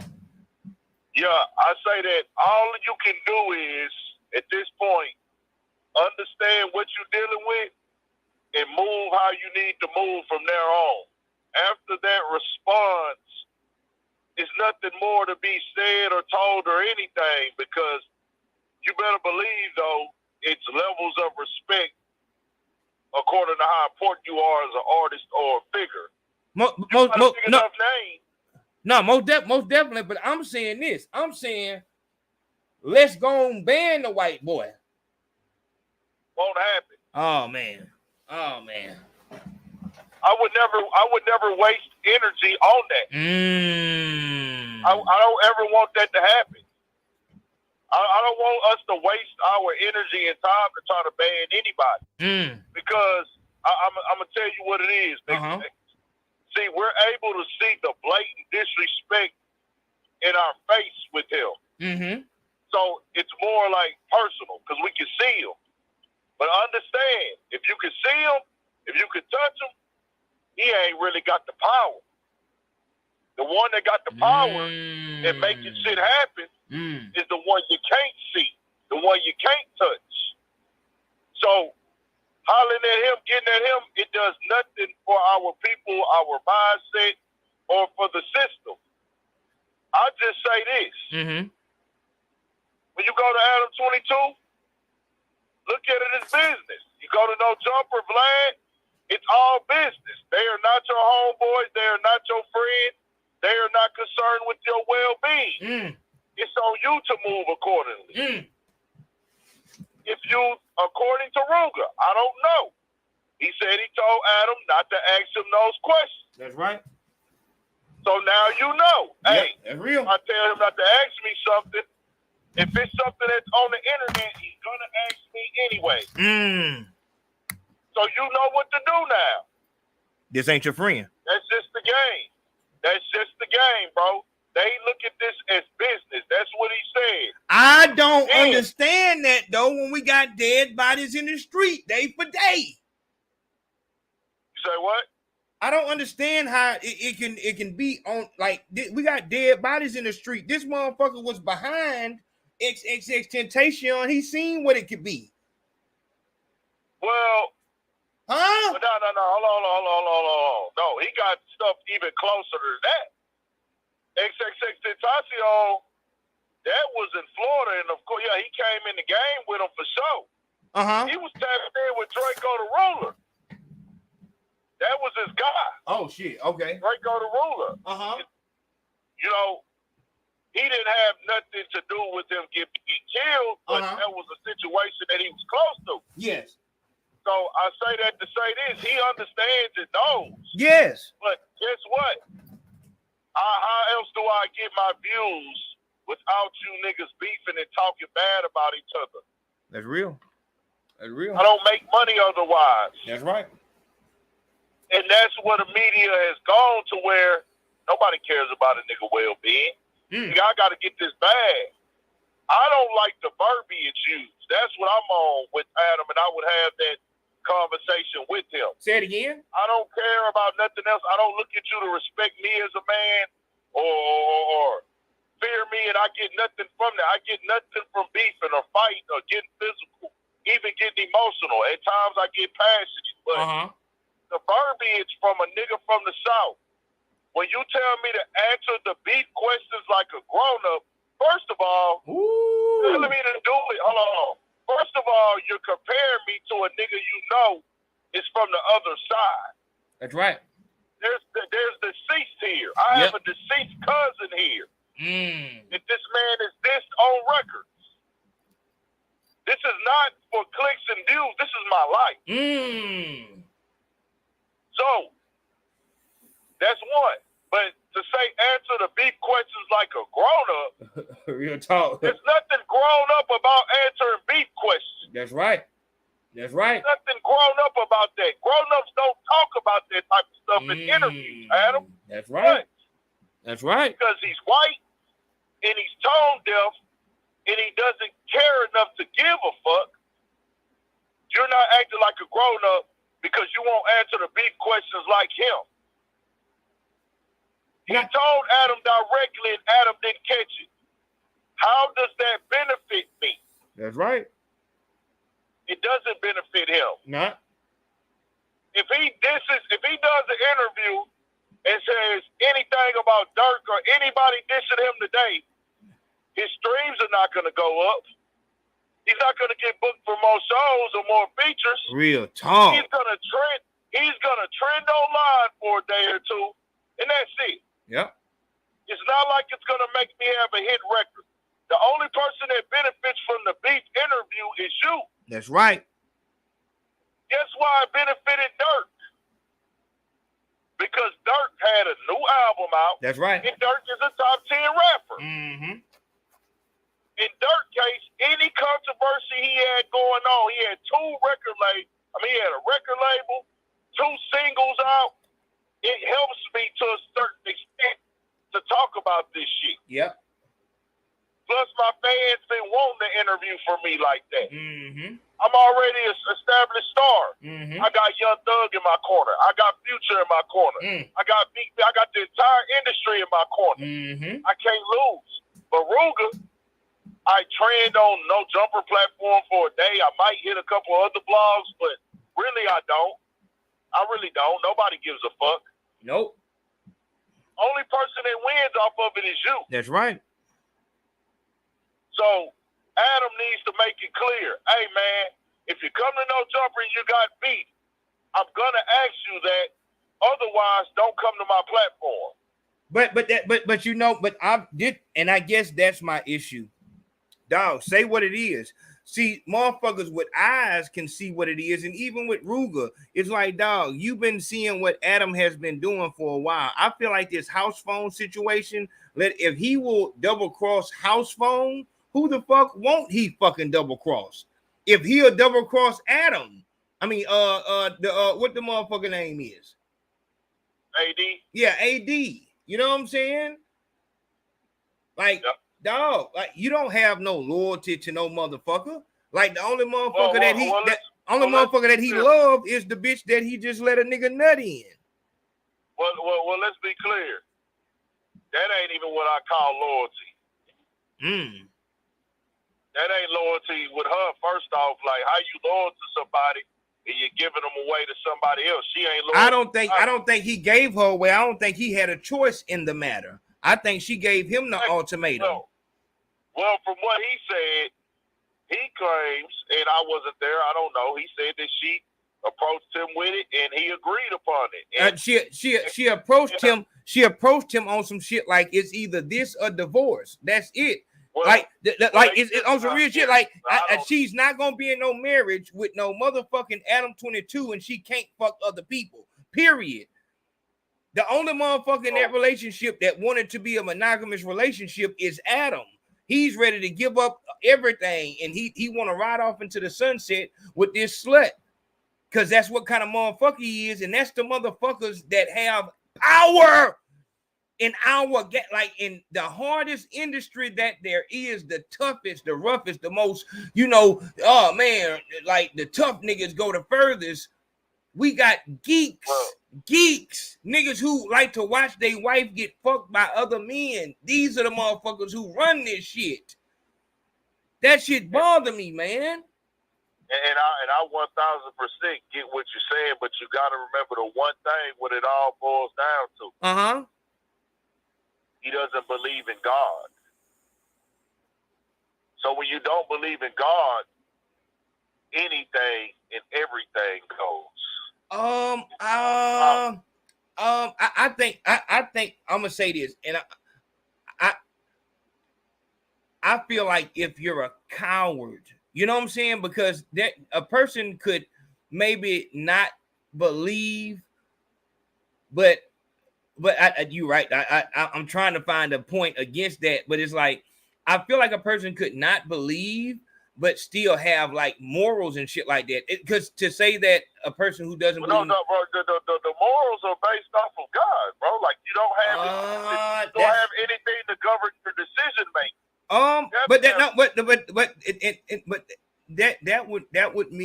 That would mean that a person who doesn't believe in God doesn't believe in the laws. That means every person who doesn't believe in God will be in prison and shit. I think I feel like no, that's not. Hold on. You can't mix the laws of the land with morals, bro. The people that credit the laws of the land don't have morals. I don't think that's true. I think they did have morals. What do you mean? How can you have morals when it's okay to call somebody a nigger and separate them by their skin color? Look at this. They look. The morals were just more depraved than the right morals. So the moral was a white woman is too good for, you know what I'm saying? That like morals are kind of like standards. Big facts. There's nothing that you or anybody can tell me when they have built the country off of this moral compound based off the Holy Bible, but they move it around and take out of it what they want to and use it how they want to govern the land and don't apply that to black people when it doesn't say that in the Bible. Like, hey, bro, if we all supposed to be equal and you treat every man equally and you saying you morally right under God, y'all going to church, donate. How is this a thing if you are morally on point? That's heavy. You know it's a lie. That's heavy. That's heavy.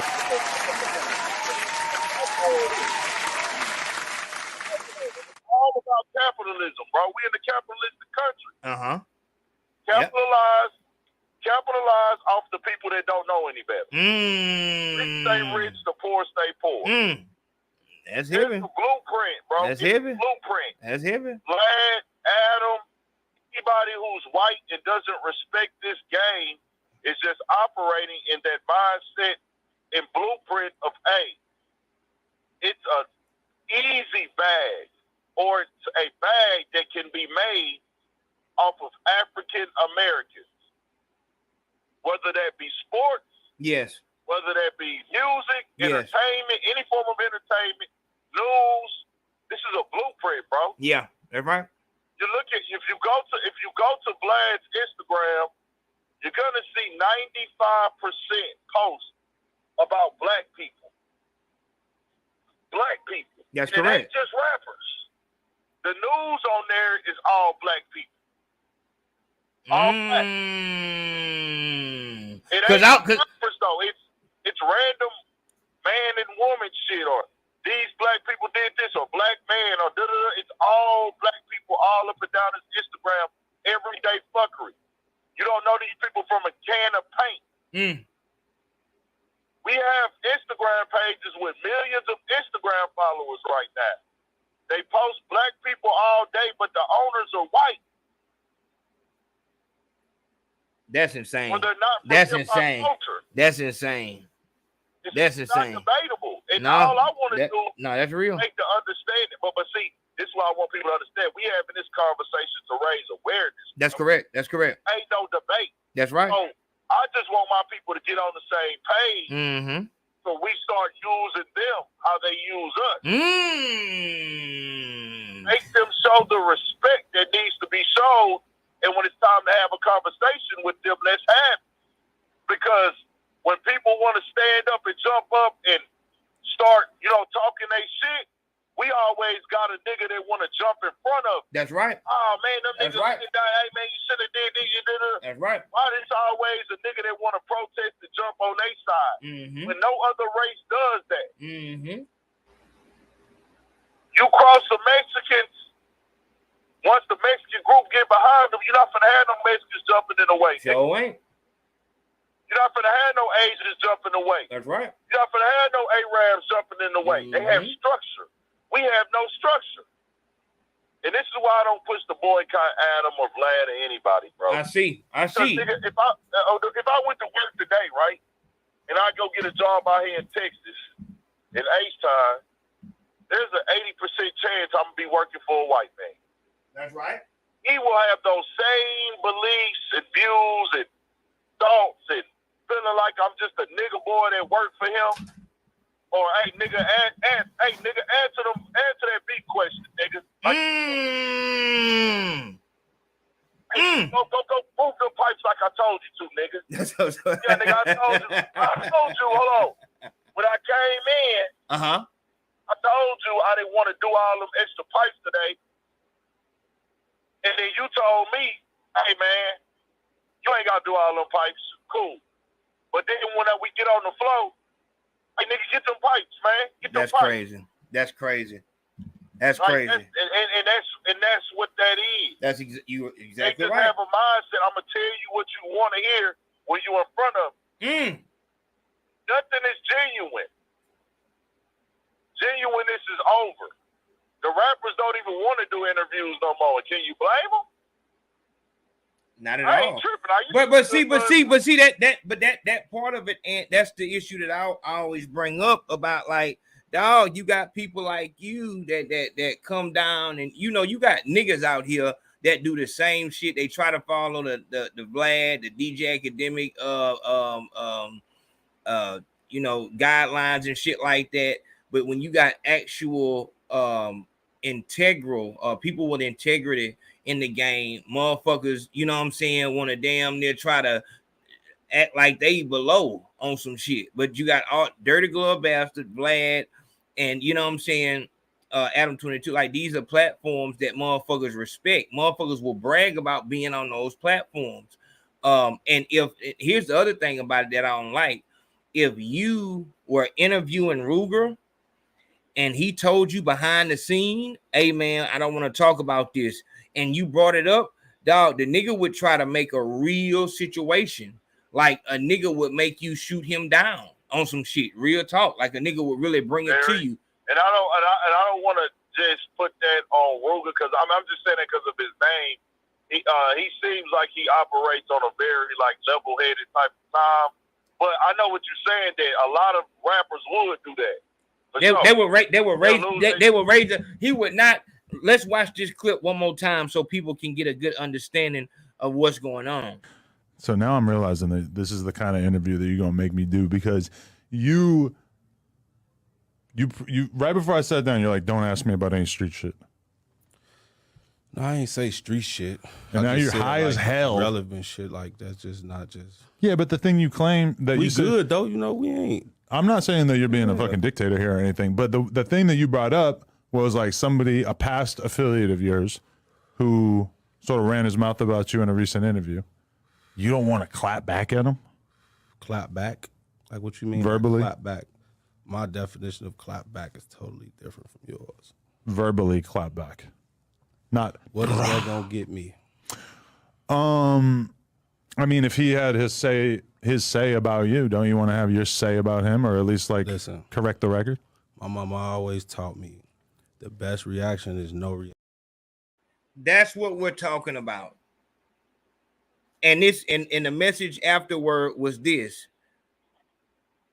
Ruger says,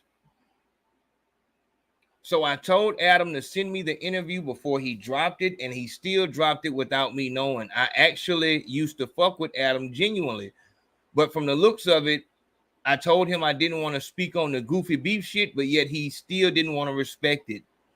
It's like he hates to see a motherfucker elevate mentally, so he constantly tried to get me to badmouth the next man by asking, are you gonna clap back? I mean, how old are you? Grow the fuck up. But this is the reason why I barely do interviews, because everybody is not genuine. All they care about is what benefits them and some damn views. But I see through that shit, you culture vulture. Now, I would have been wrong if I asked him about that pedophile shit he got on his name. Let's talk about that. That is what was said. Let's go down here. Shout out to Chris Umatha. Chris Umatha. That's love. You know I don't like them names. I'm gonna bring my bullhorn out on you, but I appreciate that love. Shout out to that nigga Oak William come through the door. He said, and I'm talking. Oh, hold on. He came through. He said, please get this bitch. And he said, I'm talking about Adam 22. I can't stand that bitch. Real talk. Yeah, we got to do something about that. Shout out to Michael Jackson come through. Straight love, no words. I appreciate it, big home. Shout out to DeMarcus Burkhalter. DeMarcus Burkhalter come through showing that love, no words, straight support. I appreciate that love, y'all. But that's what was said. And this was Adam's response. After Ruger wrote that, this is how Adam responded.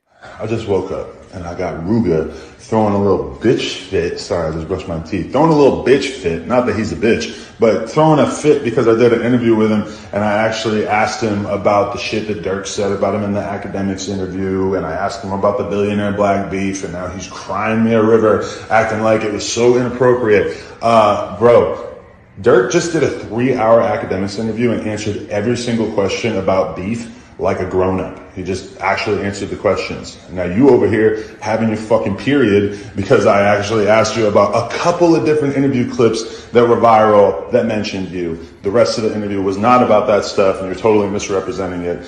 Yeah, bro, just grow the fuck up. Why'd you come do an interview if you were gonna just complain about it afterwards?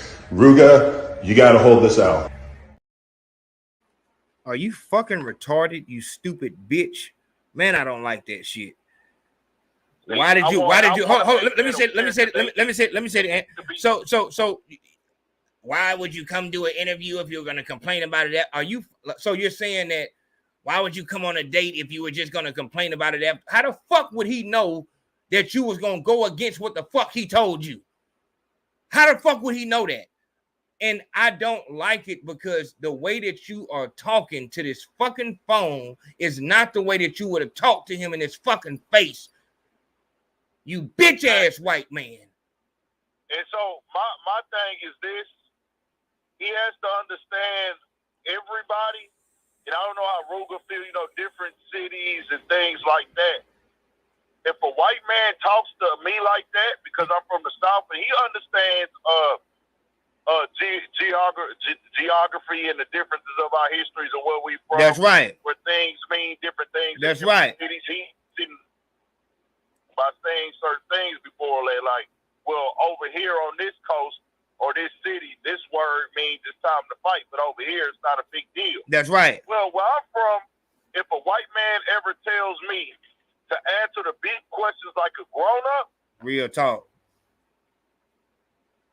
and you're throwing a little bitch fit because I don't want to talk about my enemy, real talk, or somebody I don't get along with, in that tone, that tone and that energy, I have to knock you the fuck out. That's right.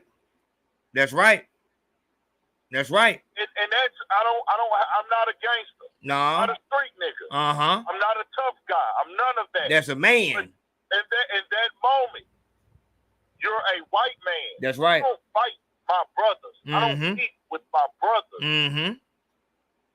As long as you keep your hands to yourself, we good, my brother. That's right. We have no reason to touch another black man. That gets us nowhere. That's right. Keep the system working. I refuse to be a nigga going to jail, killing another brother, or anybody, period, taking another brother's life, and I'm sitting in the cell like, what the fuck did I just do? I refuse to be part of the system that continues to get the white man rich. What I won't take, and I won't allow another black man to take in front of me, is a white man talking down to him. You're not doing that. So if he said that to Ruger in front of me, I would say, hey, fix that tone, white man. Real talk, white man. That's right. That's right. Because you're not from this. Nope. You're not built like that.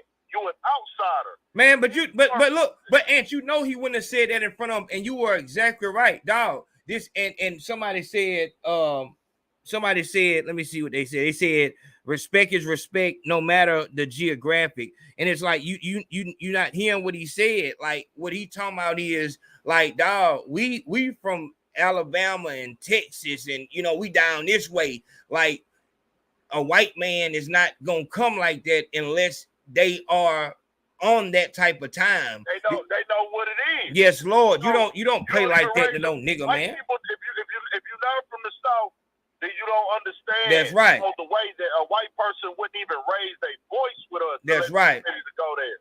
Unless they want to go there. Unless they want to go there, they won't even change their tone. That's right.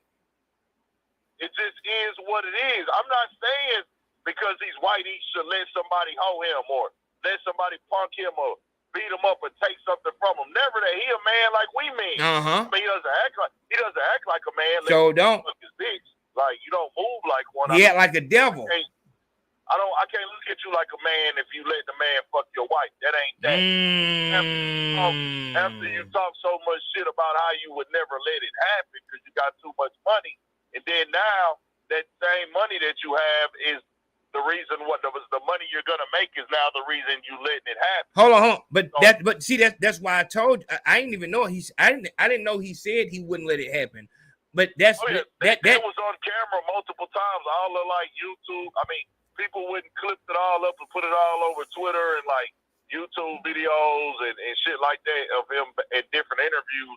Like he went on Andrew Schultz and said it like about her. He was explaining it to them. He's like, yeah, I wouldn't let my my wife can't shoot with other guys. I got too much money for that. There it is. And that's how you know he did not let that happen. She brought that down to him, and it was an ultimatum. Adam, you know that you are not him. You know that, like, you know that I'm not sexually attracted to you like that. Like, you understand what's going on. If we're getting married, because she already got the baby, it's over with. It's over. And you know what's so crazy, bro? They hyped that up, pushed that bullshit, played that villain role, put all that energy into it. They tried to make it seem like this was gonna be some lit shit. Bro, I checked that shit out. It was garbage. No, yeah, man. Naeem told me about it. She said I was gonna just get the because I know it's probably, you know what I'm saying. I was gonna get the audio from it because she said the nigga nutted in her. And it's like, bro, it was fake, bro. Like, they did a fake. The dudes explained it to me that they did it like this. How they do when a nigga really not nutting in the girl. They get in a position and he talks like he is, acts like he is, but then they cut the angle to where you can't see, and then when she gets up, you just see some white stuff coming out. Well, I mean, like it wasn't real. They said they look at that shit, bro. That don't even look like no real thing. Well, and you know what? And you know, say what? No. You know what? I'm a because we got Tay Lit. He is our resident porn star, and he can, but still at the same time, regardless of it, it's the fact that a nigga put his dick in, and like I said, it was multiple. No, that doesn't. Hold on, let's be clear. That doesn't take anything away from the dumb shit and the bullshit and the lameness. That doesn't take anything away from that. It's just I was just killing the quality of it. Like, y'all acted like this was gonna be some shit that needed to be done, and it was so dire because y'all was gonna put some great shit out, and y'all gave us garbage. Hold on. So, and this is another thing. This is another big thing. This bitch, and a lot of this goes into what I was talking about yesterday. Talent. Roxy Reynolds, Pinky, Cherokee, Beauty Dior. These motherfuckers know how to fuck. Nowadays, Olivia, that's mine. Yeah, nowadays, Roxy Reynolds, that's mine. But nowadays, a bitch can just masturbate in front of a fucking camera, and she's a porn star. You know what I'm saying? Even that nothing ass bitch, Mariah Mills. I'm sure because she's so dumb, she had to use. Oh, that bitch is garbage. Yeah, garbage. You know what I'm saying? It's like, but that's why she does white porn, to where it's just, as long as the dick is going in, it's all good. Dog, Roxy Reynolds is gonna give you a workout on some real shit. You know, but the thing is, they get over. It's just like the Instagram comedians and the motherfuckers who do pranks. They're not fucking. They couldn't stand 2 seconds up there with Chris Rock and motherfucking Eddie Murphy and Dave Chappelle, Mike Epps, they couldn't do nothing with them people.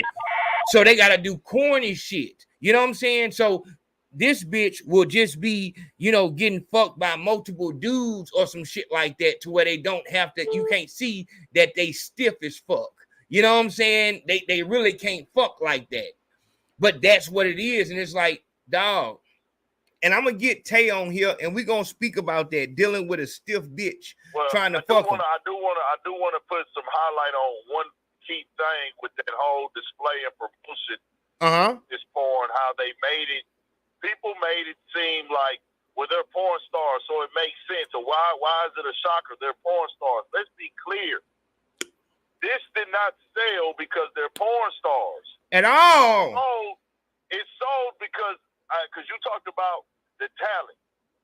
She doesn't have the talent of what these other girls do. We don't look at the pornos because the girl looks the best. No. You broke it down purposely. It's about the energy. It's about, can she perform? Can she put on? His girl doesn't have that. Look at this bitch. Look how awkward she is. Look at this picture. This bitch is awkward, my nigga. Shout out to Naeem Edwards. Naeem Edwards said that after this live, go to Naeem Edwards' YouTube channel. She has a 30-minute special dropping after this live. So make sure you go over there to Naeem Edwards' channel.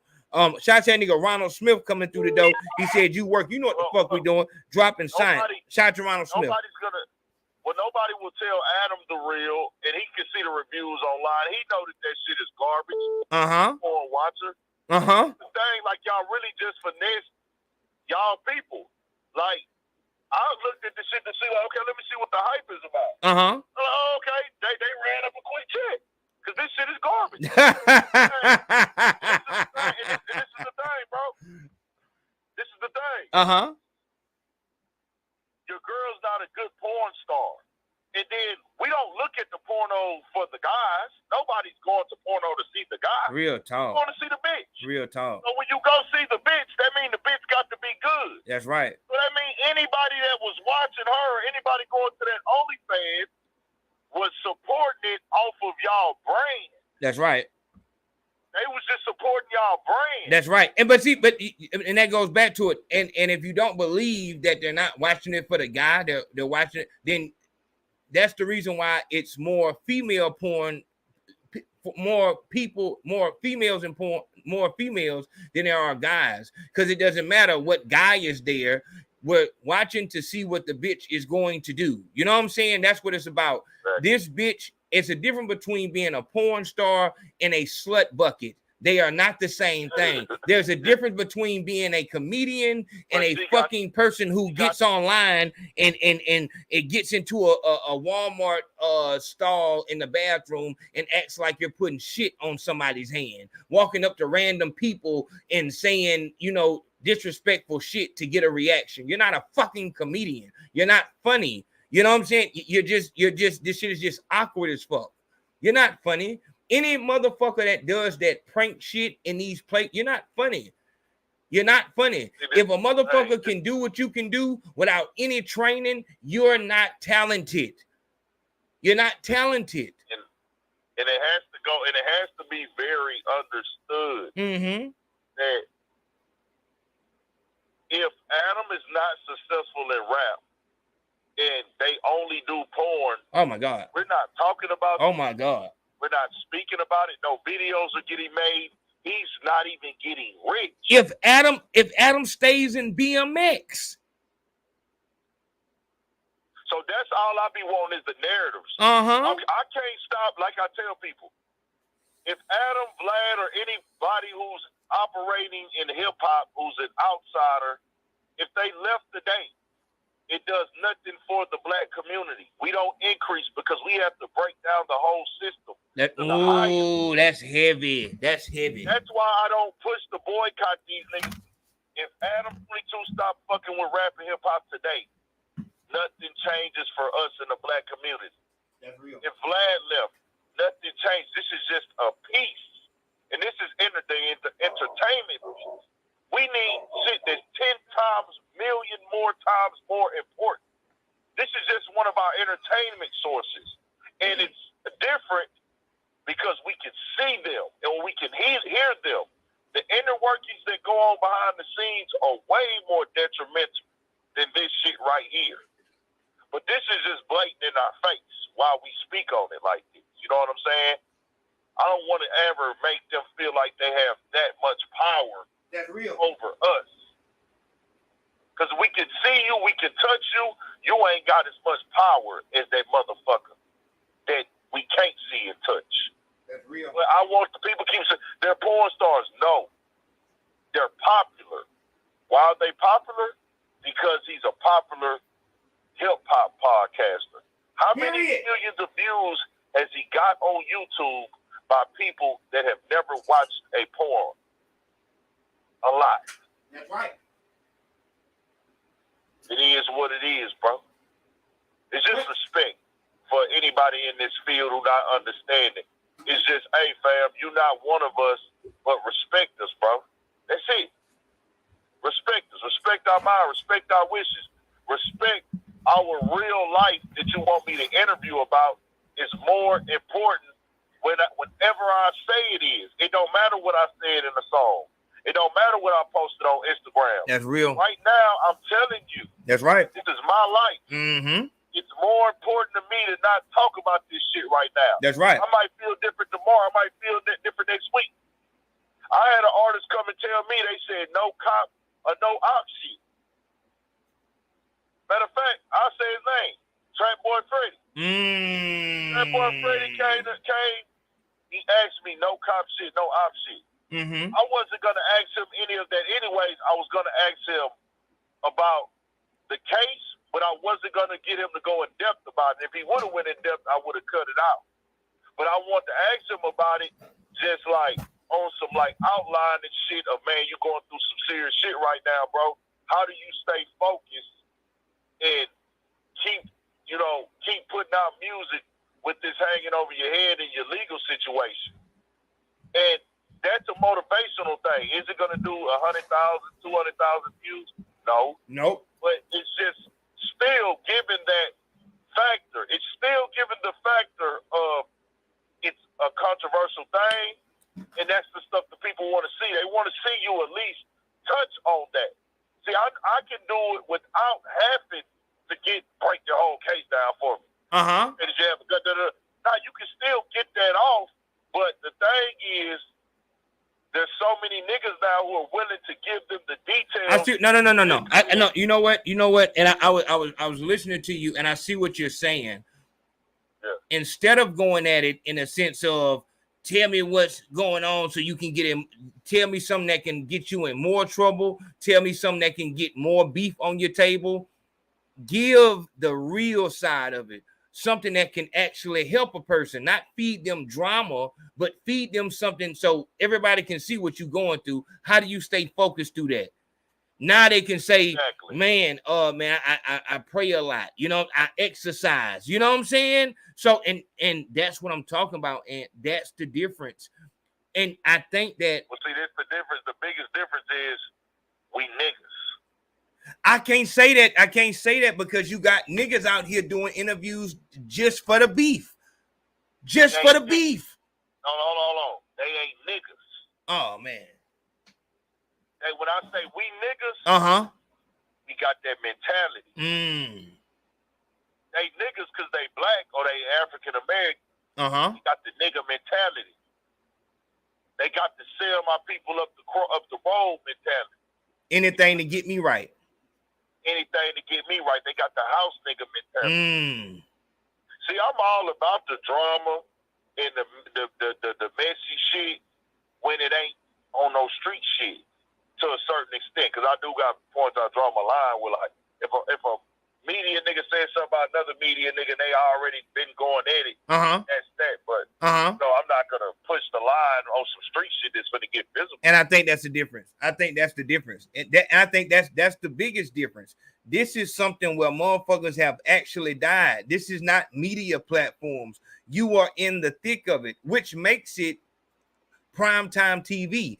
Everybody wants to watch the Ferrari go 200 miles an hour down a one-way. Nobody gives a fuck about the Toyota Camry going 100 miles an hour on the interstate or 80 miles an hour on the interstate. You want to see something that can actually cause something that's dangerous. Except this is coming at, they play the closest they come to street shit is through video games. This is also how you get these motherfuckers running up in these schools like this. You know what I'm saying? They're detached from reality.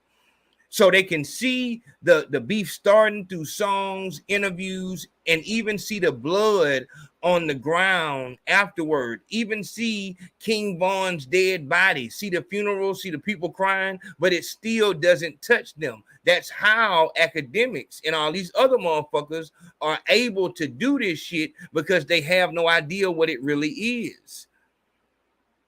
As soon as you ask, they do at this point. Anybody who does that, I mean, you've seen enough. Everybody, that's real. So niggas die.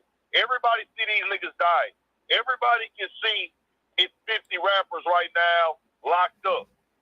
Everybody sees this. Everybody see niggas getting indicted. If the same niggas that'll ask them that shit when they get indicted is the same nigga that'll say they're stupid. That's right. See, that's crazy.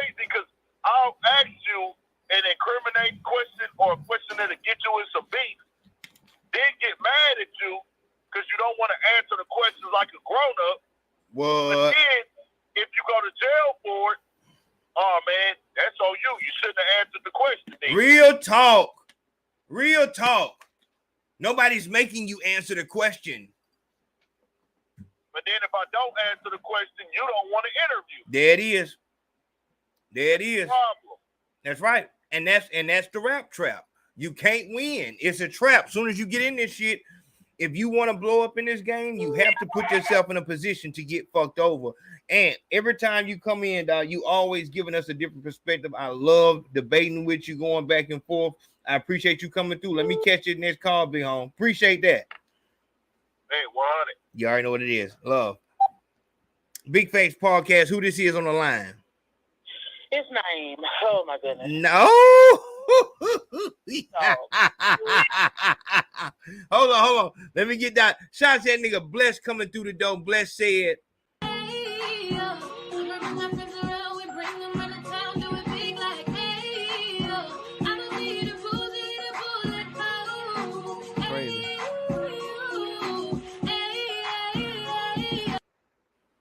Shout out to that nigga Bless coming through the door. He said, coming in late, no words, straight love. You know what the fuck it is. Shout out to that nigga Bless, always showing love, very insightful young man.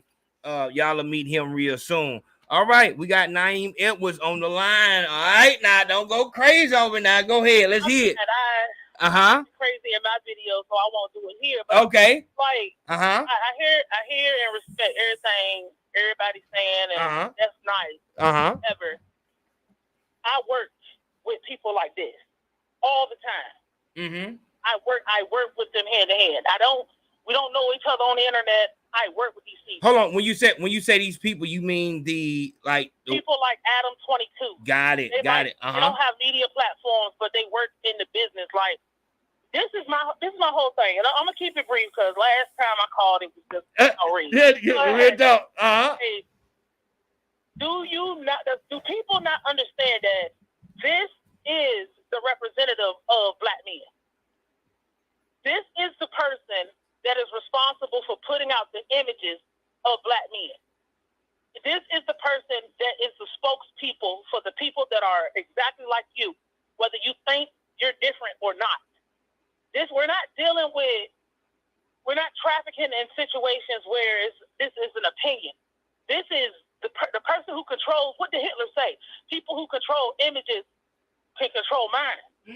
If I can control your image, if I can take over your media, if I can take over your trap for those who need to be explained that way, I am in control of what you look like. I'm in control of what black men look like. I'm in control of what young black men look up to. This is why the whole him letting some random nigga fuck his wife is such a big deal. It's not the fact that, oh my God, who would let me fuck your wife? It's the fact that this motherfucker has the control over young people to take the sacredity out of marriage. What y'all said was sacred. Y'all said will be a good woman. Y'all said don't let, you get your husband and you die with him or whatever the fuck people say about marriage. This is why shit like this is unacceptable. We cannot accept this. And like, if you go look at the video later tonight, you're going to hear me say, I don't know what mark it is, but anybody who thinks that we should not gatekeep and we should not be like, when we see people like this who take our images of our people and destroy them and distort them, and you think that you're powerless and you think that you can't do something about it, or not enough niggas want to stand up and say, oh, we're not having this because you're not going to try to take and initiate problems and drum up more problems, and just shit is just like, okay, we haven't had a rapper die in a couple months. We on a stride. We can't have people like this who come in, because if you don't want to stand up and be against that, this is what you're going to get. If you don't want to stand up against that, you cannot complain, because I'm going to give you three things that they tell us. One, there's no white man that has to respect any right of a black man. Point blank period. A white man in power don't owe a black man no respect. So when you got people like this who come in and say, I'm going to tell you what you are, you can't roll over and let that happen. We feel like we're powerless. We feel like it's whatever. It's because people like this get platforms, and they didn't work for anything. He has no talent. He doesn't know how to do anything but be white. That's all he knows how to do. That's it. So when he has a platform like this, and motherfuckers coming up there, it's because you're not coming up there because you're just some great rapper. Jeezy is an example of somebody who's just like, you got successful off of name recognition, some shit like that. But they go up there because you feel like, because what's the difference between him and Say T? You went up there because you felt like you was getting validation from that white man. You didn't want to stand up and respect Urban Politician TV. That's you right. didn't want to stand up and respect the Big Fat Podcast. That's right. Because you feel like when Big Ant talk to you or Big Fat talk to you, the real Big Fat, talk to you, talk about it.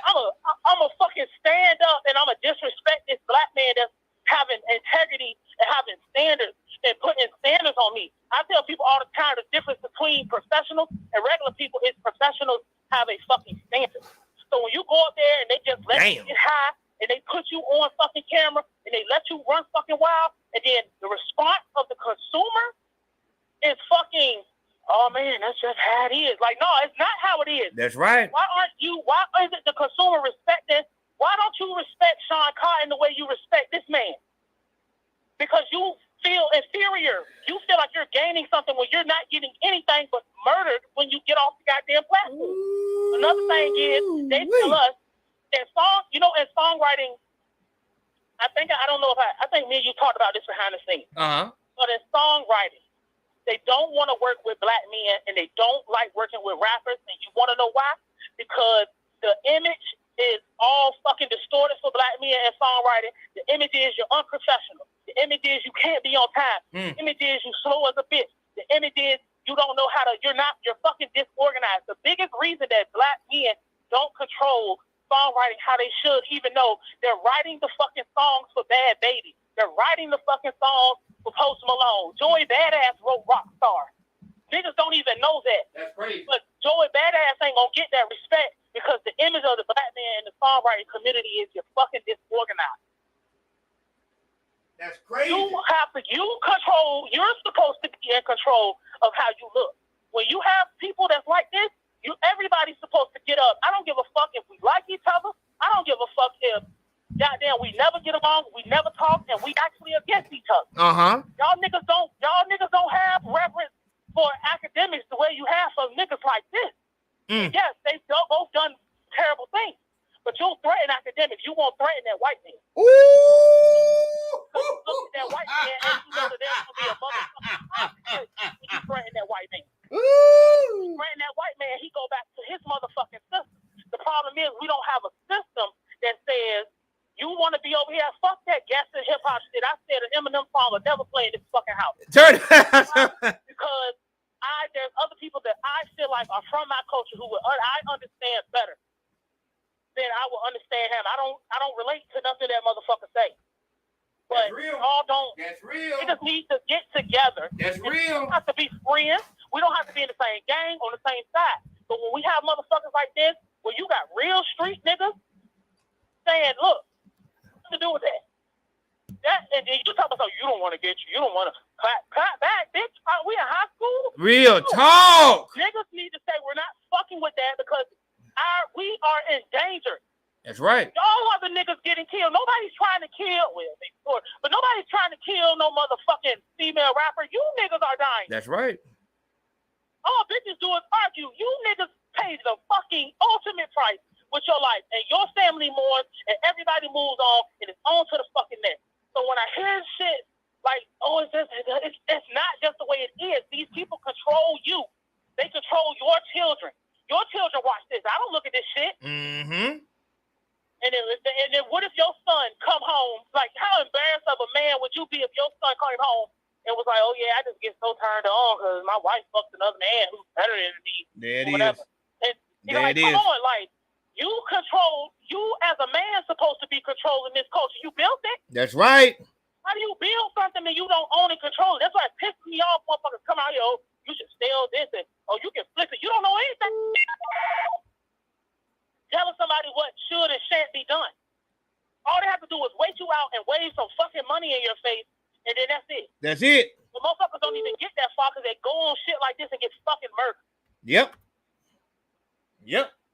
Do you how as a black man? Fuck me. As a black man, how do you feel knowing that this white man controls your image? Because when they go for hip hop, for reputable platforms, we know what kind of garbage comes through this bitch. That's right. We know that this is literally like pig slop of the platform. But when they want to talk to somebody for some type of expertise, or they want to ask a question about a rapper, they're not going to no niggas. They're going to talk to them. Like they know when you got these motherfuckers be from overseas and goddamn family, had an orange orchard, all types of shit. Like, they're not asking no black man about black culture. They're asking these niggas. And that's exactly right. And I want to stop. How do you feel about that? That's my question. How do a black man feel that black man is their representative? And I think that's what gets the fire in me to want to push forward. And I think what holds me and other guys like me back is that, like, you know that niggas ain't gonna ride. But 1 second though, we got somebody in the chat saying, put Karen on mute. Put Karen on mute, and is she gonna take a breath? So here it is. Free. What's his name? Free. Let's find him. Oh no. Free Papa TV. Let's go ahead and get that social media. Somebody. Yeah, I think that bullshit is that. You think that? Shit, nigga, please. Oh, so like, real talk. And this is what I'm saying. We got every time. It ain't like the niggas is standing up and speaking up about white men representing you. And the thing is, what happens when niggas turn their back on you? What the fuck you gonna have? You already at the fucking bottom. But this is every time you have a black woman empowering, putting that flame up under us to move, it's always gonna be somebody from a secret place. There you go, right there. A secret place trying to turn that shit down. They tell us. I was sat down and told by, I ain't gonna say the artist's name, but by their songwriter, you should write more music that say fuck these niggas.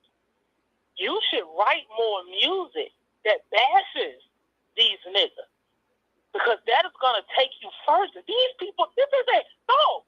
Stop listening to these motherfuckers who don't know anything and who don't know what the fuck they're talking about. This bitch sat in my face and told me, say, fuck these niggas so we can push you further. Say, fuck these niggas so we can get you moving through the system. This isn't made up. I'm not a conspiracy theorist. I'm not a media person. I'm not a blogger. I'm just telling you what somebody said in my face and told me. They call it women empowerment. Wow. Like, wow. do you know? Because my thing is, I don't have to do this. I don't have to give a fuck. I could turn this fucking TV off right now, and I could have been a millionaire by now if I decided to bash my people. That's correct.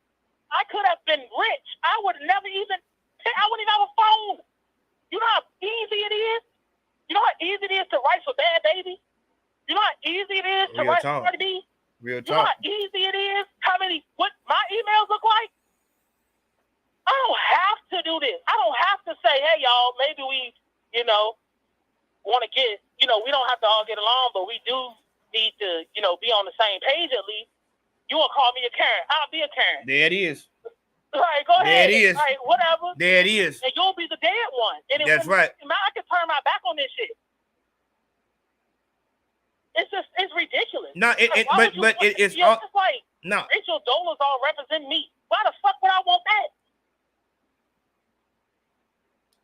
It's you know what it is. It really, like I said, every time you come on this motherfucker, it make you look introspectively at what's going on, and because it's nothing more than like when our women are telling us that we need to do something about something, like that shit hit your ears different. It don't sound like bullshit. It sound like, dog, this is, you know what I'm saying? And it really make you think, dog. So why can't we push these motherfuckers out?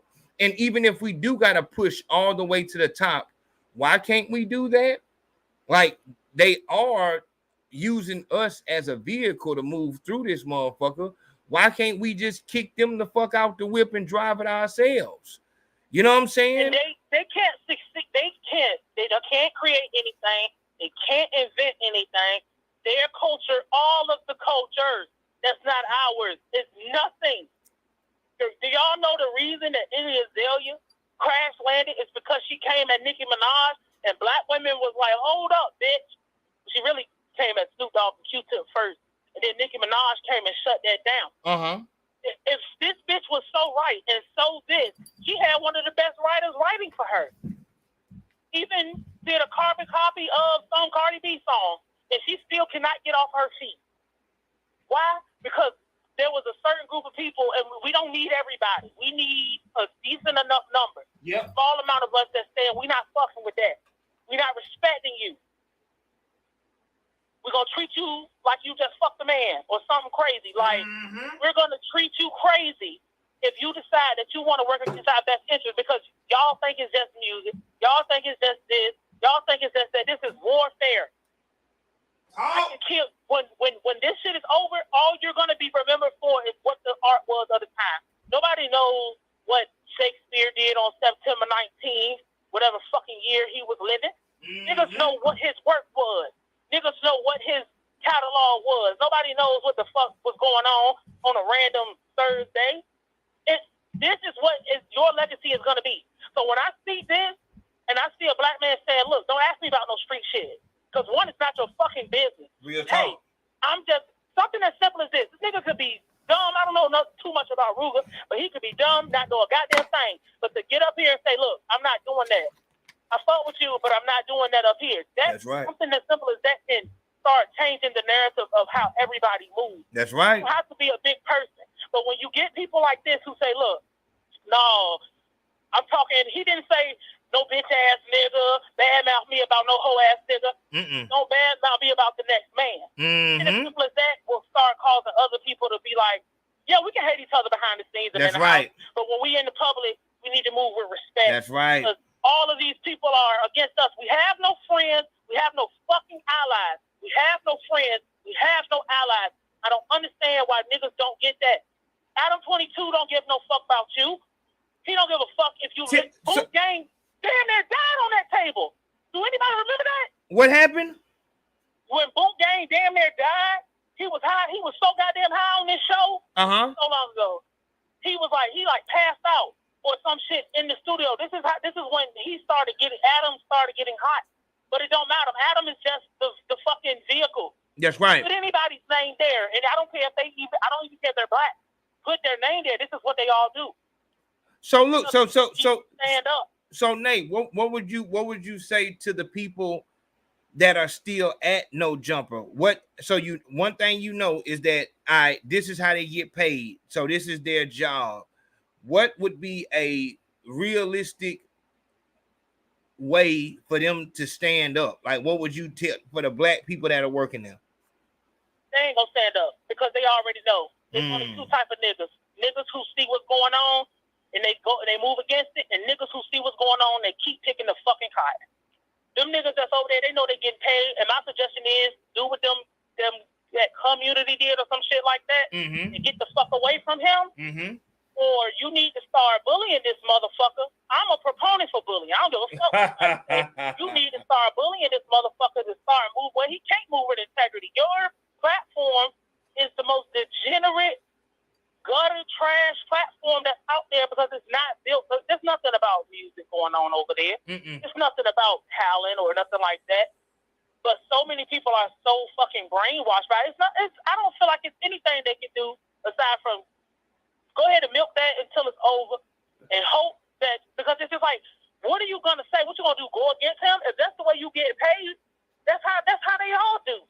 If you're getting paid that way, you're not going to go against the thing you got because they don't know how to do anything else but be up under this white man that's going to write them a check because, he's not going to let me get punched in the face while this guy's around. I don't know who's over there. But them up like it. There has to be, I'm sorry, but I'm a proponent for division. I'm a proponent for separation. I'm a proponent for divisiveness because we cannot stand beside and support people who stand on the side of our enemy. Woo. If you decide that you are going to fuck with the enemy, you are now the enemy, and there's no fucking redemption. Period. Because what you do is put us all in danger. I'm going to say this and I'm going to hop off. That's correct. It's like, I used to tell people all the time, you never leave your house and slide. You never leave your house looking unprepared. Never leave your house looking, like you're not ready for the day. You want to know why? Because the prime example is the Buffalo shooter or whatever, any of these mass shootings. You go to these places, none of these people are prepared. The children aren't prepared to run.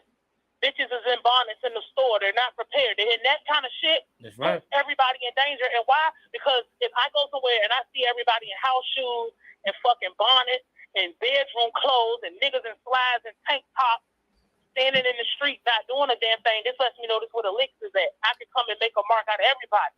So if you just happen to be over there, innocent bystander, just collecting your check like it's all good, when I let this bitch blow and you get hit, why were you there? Don't complain about it crashing down, because if he'll do that to them, what wouldn't he do to you? If he'll disrespect those black men, why wouldn't he disrespect you? If he don't care about if he doesn't care about your image, if I had compromising information about you, hey yo, Consaco, it would never see the light of day. Ever. I've been in that situation one time with one person. It was in front of everybody too. But I feel bad a little bit about it afterwards. But to play it off, I did tell her, but I pulled her to the side after the fact. But I told her what the compromised information was. But in front of everybody, I just lied and played it off like nothing happened. Y'all, you scared to move like that? That's right. To honor somebody? If you scared to move like that because of what could be or whatever, I'm from Virginia. I don't know if niggas know that. This is a slave state. Real talk. The Nat Turner revolt happened. With niggas out here is not no hoe. We're not rolling over and taking nothing from nobody. Nothing from nobody, and prepared to kill and die about it. Because this is all we have. They took everything from us. We came over and bonded. My family escaped slaves from Alabama to Florida and migrated to Virginia. This is not a game to me. I don't like looking at it and seeing our people cowering down like what the fuck are we scared of? Man, look. Look at this nigga. Are you fucking serious? Talking to you condescending like somebody didn't just fuck his wife. And what that shows is that even the lowest white man is still above the highest black man. That like I said, this shit is just, I don't see how a motherfucker could see this and be like, yeah, we still gonna ride with this. But it's like I said, motherfuckers is still in that state of mind, and you exactly right. Like, this is to the kids. The kids ain't watching this live stream right now. You know what I'm saying? They watching the bullshit, the motherfuckers who will pander to children and fuck around with our image and make us believe the only thing that you can be as a black boy is to grow up as a shooter. You know what I'm saying? Go to jail and be murdered. That's what you're supposed to be. No different than a zoo animal. That's heavy. Like I said, every time you call in, you always put that fire up under us, and we need it. I appreciate that, Nay. Love the nation. I'll holler at y'all. All right, y'all know after this live stream, she will have a 30-minute special over there on her channel. Make sure that y'all put her channel in the put the link in there so that they can get to it. My nigga, look, I appreciate everybody who stood with us during the No Negative News November campaign. That was a very trying time. It was a very that was a big one. That was big. And like I said, we pushing forward. We're gonna continue to push forward. But this shit right here. So now I'm realizing that this is the kind of interview that you're gonna make me do, because you You right before I sat down, you're like, don't ask me about any street shit. No, I ain't say street shit. And now you're high as hell. Relevant shit like that's just not just. Yeah, but the thing you claim that we you good said, though, you know, we ain't. I'm not saying that you're being a fucking dictator here or anything, but the thing that you brought up was like a past affiliate of yours who sort of ran his mouth about you in a recent interview. You don't want to clap back at him? Clap back? Like what you mean? Verbally? Clap back. My definition of clap back is totally different from yours. Verbally clap back. Not what is that gonna get me? I mean, if he had his say about you, don't you want to have your say about him, or at least like correct the record? My mama always taught me the best reaction is no reaction.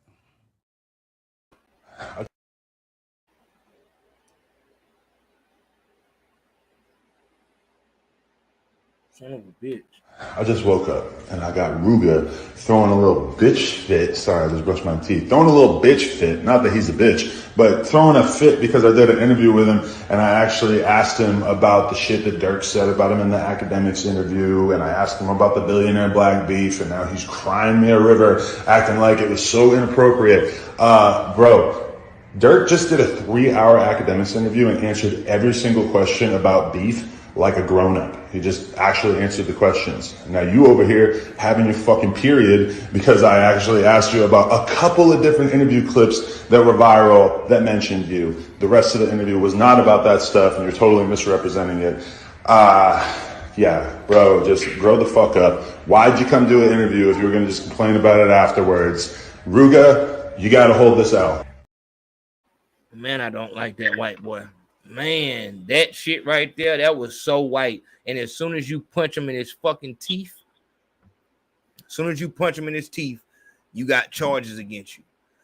But yeah, we got Tay Lit on the line. I wanted to have him on to speak about the situation with the girl doing the porn and everything, but we're already at 2 hours. But Tay, first thing I just want to ask you real quick.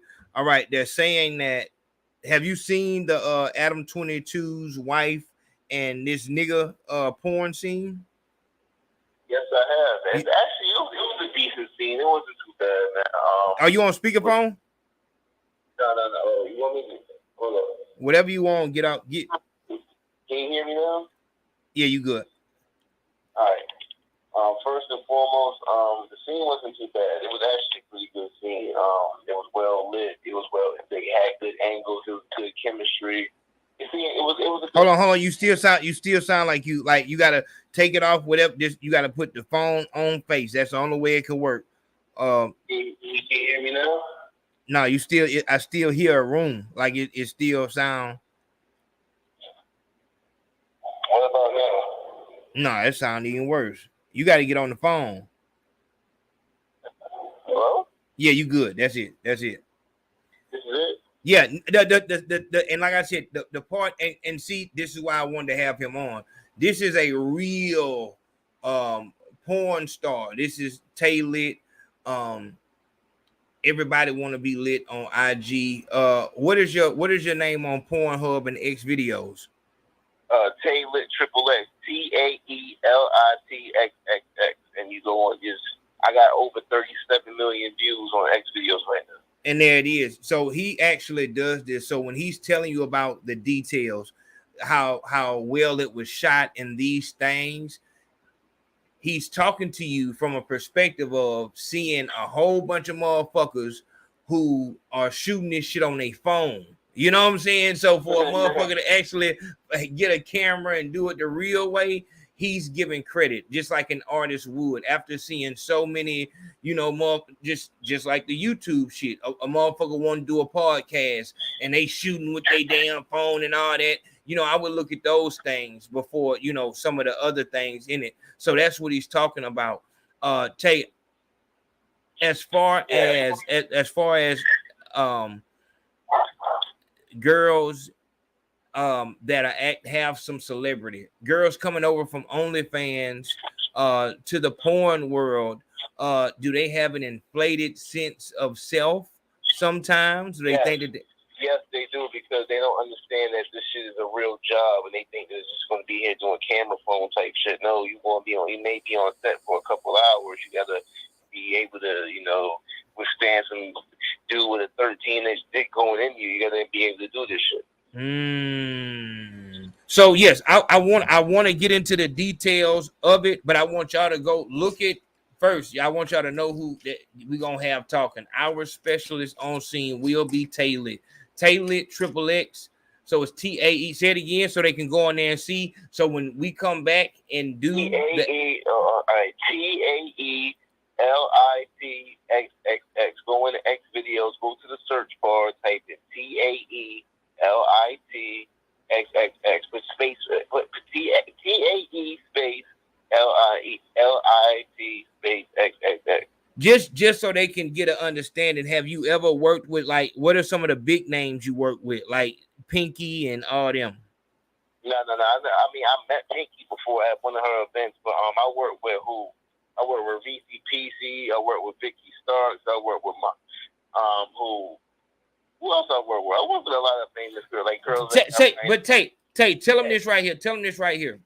A lot of guys believe that fucking their favorite porn star is completely out of the question. You know what I'm saying? Tell them how easy it is for them to actually get to fuck Beauty Dior, Roxy Reynolds, Pinky, and Cherokee the Ass. What would they have to do to actually fuck them? Actually, a lot of those girls, it just depends on if they're still escorts. Some of them girls are just retired. They don't do anything. So, like, I think Roxy Reynolds is like a real estate agent or some shit. So, but turn the fuck up, Roxy. Nah. But the thing is, I heard remember that old school girl, Caramel? Yes. I heard she's back in the mix. I might even try to hit her up to get a scene done. Shit, nigga, that's Caramel, nigga. Nigga, that's Caramel, nigga, real tall. Real, I'm talking about the real way. But how would they go about doing it? All right, well, basically, first and foremost, you guys got to make sure you go get tested. Make sure that you're thoroughly clean. You get a full panel STD test. They test for everything. That's the first thing. Second thing you need to do is hit the inbox. A lot of these girls have emails that's specifically for bookings like that. You send them a message telling them that you're interested in booking them for, a session, blah, blah, blah. Because a lot of these girls go on tour. You know what I mean? Just like how rappers go on tour in different cities, these girls go on tour in different cities selling pussy sometimes, or doing bookings, what they're going to call it. And basically, you hit the inbox, you make sure you have your test results, and, you basically let them know who you are, what you want to do, boom, boom, boom. And when they come to your city, they'll link you. And how much? The price. I mean, it just depends. A lot of these chicks is cheap, bro. You can fuck half of Atlanta for $500.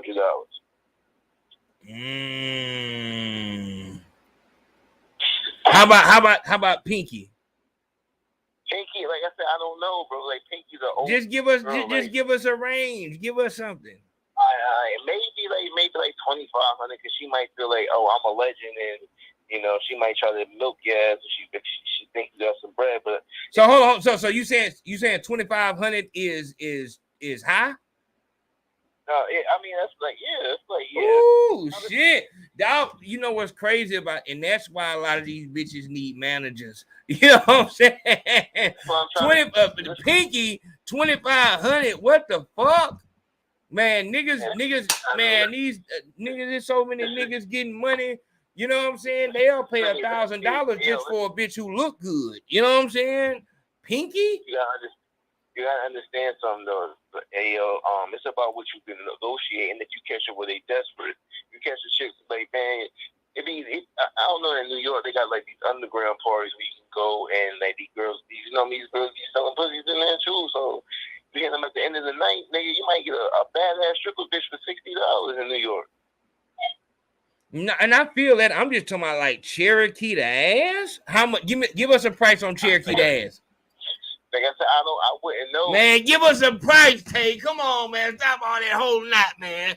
Come on, that shit, man. I mean, I don't, like I said, because with her, it's like she's like a retired. Like she don't really, I don't know. Like give us the maximum. Give us the maximum. It depends on what you are. Like if you're a rapper or something, they're gonna try to attack you. When you're a basketball player, No, I'm saying regular niggas. We talking to regular niggas in the chat. Man, a regular nigga, you can probably get Cherokee for 5 racks or something. Ooh, man. That's too hot for my blood. Too too hot for my blood. I can't fuck with it. I ain't gonna front. You might get some of them for less than that. You might get one of them for like 1,200. Give it. Hold on. Give Roxy Reynolds. I don't know. Maybe Roxy. I don't know, but Roxy doesn't do that shit no more, bro. Come on, man. Come on. Give me Roxy, man. How much you gonna charge me for Roxy, man? Come on with it, man. Right, like I don't know, maybe like 1,800. I don't know. Man, if so many niggas could die happy, dog, that might actually be a very good 1,800 Roxy Reynolds. What the fuck? Yeah, but you gotta understand something, man. A lot of these chicks, that's what they do, bro. Like, you know how many girls that I know that do that shit, bro? Like, that's what they do. No, but I'm saying these is legends though, dog. These motherfuckers didn't grew up to Roxy Reynolds. That's what I'm saying. Niggas knew Roxy Reynolds before she did the ass job, my nigga. Come on, man. That's my bitch, man. Come on, man. Get up on my bitch like that, man. That's my bitch, man. Stop that shit. But nah, that's heavy though, man. But that's what I'm telling y'all. So when we got Tay Lit in here, y'all watch out. Y'all will see him on the thumbnail. But I do want him to, because like I said, the actual act of Adam 22's wife. Yeah, the actual act of Adam 22's wife and the dude fucking. Now let me thoroughly explain some other things. Hold on. I don't want you to thoroughly explain it yet, because we already at damn near 3 hours. But like I said, we're gonna do the whole thing on that live stream. But y'all make sure y'all go and check Taylor out. Hey, tell them what your IG is, just in case they got some questions for you. IG is everybody wanna be lit. That's all together. Everybody wanna be lit. And there it is. So like I said, I'm bringing y'all some heavy shit here now. Because I got some questions about Mariah Mills also. So if y'all got questions that y'all want me to ask Taylor when we come back and do the Lena the Plug live stream, y'all make sure y'all send that to me and shit like that. But Tay, I appreciate you calling in. We'll get straight to it. I no doubt. All right, love. Yeah, I'm gonna try to bring it to y'all how I can now. That nigga holding out on my bitch, man. That's crazy, man. That nigga tripping. But I appreciate the love. Thank you so much for everybody who came through tonight. Shout out to that nigga Joshua Powell coming through the door last minute. You know he wasn't gonna come in this motherfucker without showing that love. You know what it is. Joshua Powell said, "Locked in, we working." Come the fuck on, man. That's big homie. Shout out to Joshua Powell. Shout out to everybody who came through. Like I said, we leaving here. We going to Naeem Edwards live stream or her 30-minute special right after this. So y'all handle business. I'll see y'all in a minute. Oh, before we go though, I told y'all I gave y'all a quote out of no, that's not the right. I knew that wasn't the right page.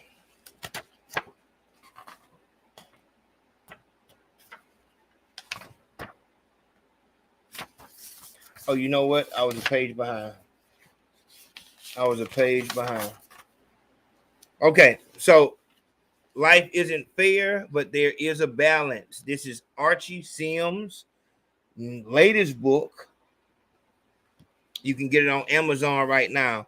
The quote I started off with was, "Do what you love to rise above the bullshit." Chapter 7. You have to follow your heart in this life. Any diversion from following your heart is an obstacle to true happiness. If you follow your heart, it will place you where you want to be and not where someone else would like you to remain. If you follow your heart, it will place you where you want to be and not where someone else would like for you to remain.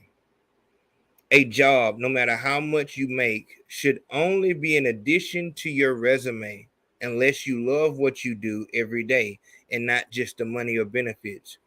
With $1 million in your bank account, you will eventually dread going to work if you do not love your occupation or endeavor. Your life has to have meaning. Ruger wanted to move forward. Adam wanted him to stay as a fry cook. Ruger felt like he can start his own business. And that's why you got that allergic reaction from Adam.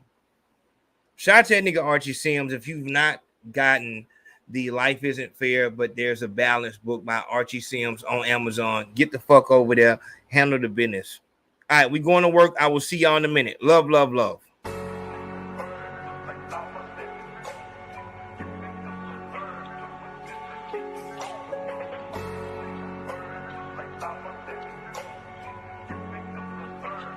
I got Mikey with me for sure. Speaking on shit I did or said, none of this shit I heard, nigga. Nigga sit down with the real niggas and dissect this shit word for word. Street poet, the vivid is all to survive the trenches with no fog. Elevate through hate, nigga, no barb. Shit just make a nigga go hard. You can show a real nigga love and shit while he living. You ain't gotta wait till they kill him. Loving a nigga to death when they dead and locked up. Might hate when you get out there with him. Don't be surprised if a nigga snitch and somebody might kill him.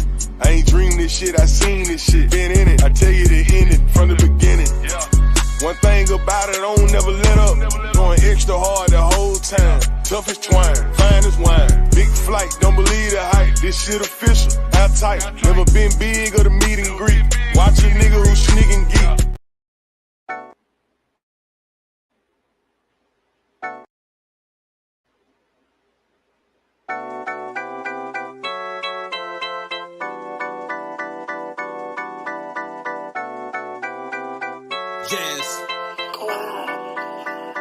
Hey, look, now I'm rolling, she wanna ride shoddy. Cause of the money, she all on my body. Kicking game like I'm teaching karate. I'ma do me and I don't need a posse. A lot of y'all just lacking direction. All that I've been through, you couldn't even guess it. How you tough, but you scared of reflecting. Never so dope, but the truth, they gon' stretch it. When I'm moving, I don't feel no pressure. Pray the sun and the moon send me blessings. I don't move like a random pedestrian. Always stepping, I carry a weapon. Wanna know how I'm black and eclectic? I'm a leader, didn't wanna accept it. Gotta step up and never regret it. My ancestors would never be dead. In the struggle, this will never end. For the tension, I keep an extension. Love my credit from leasing and renting. Keep the text or I might get suspended. Never put money over the friendship. Ruins never leave, we ascended. Want freedom, but they won't be fencing. How you real, but beefing through the mentions. Back and forth, it go back and forth, it go back, back, back, back, back, back, back, back, back, back and forth, it go back and forth, it go back, back, back, back, back, back, back, back, it go back. Loyalty, integrity, morality, honorability, all of that shit don't exist to them people who own them venues, who own the record label, who own the concert, who own all that. That shit only matters to very, very, very few people do it matter to, including the consumer. And of course, this thing cuts off in the middle of my stride. But what I was saying is, am I wrong for selling crack to a crackhead? Am I wrong for giving drugs to a junkie? You're looking at it from the perspective of somebody who is not the junkie, somebody who is not the crackhead, somebody who is not the heroin addict. Let me tell you, if you didn't know or you are unfamiliar with how any of that works, the junkie, the crackhead, the heroin addict, they don't give a fuck where they get it from. They just want it. They don't care. A lot of times, they don't even care if it's weaker as long as it give them a little bit of a tweak.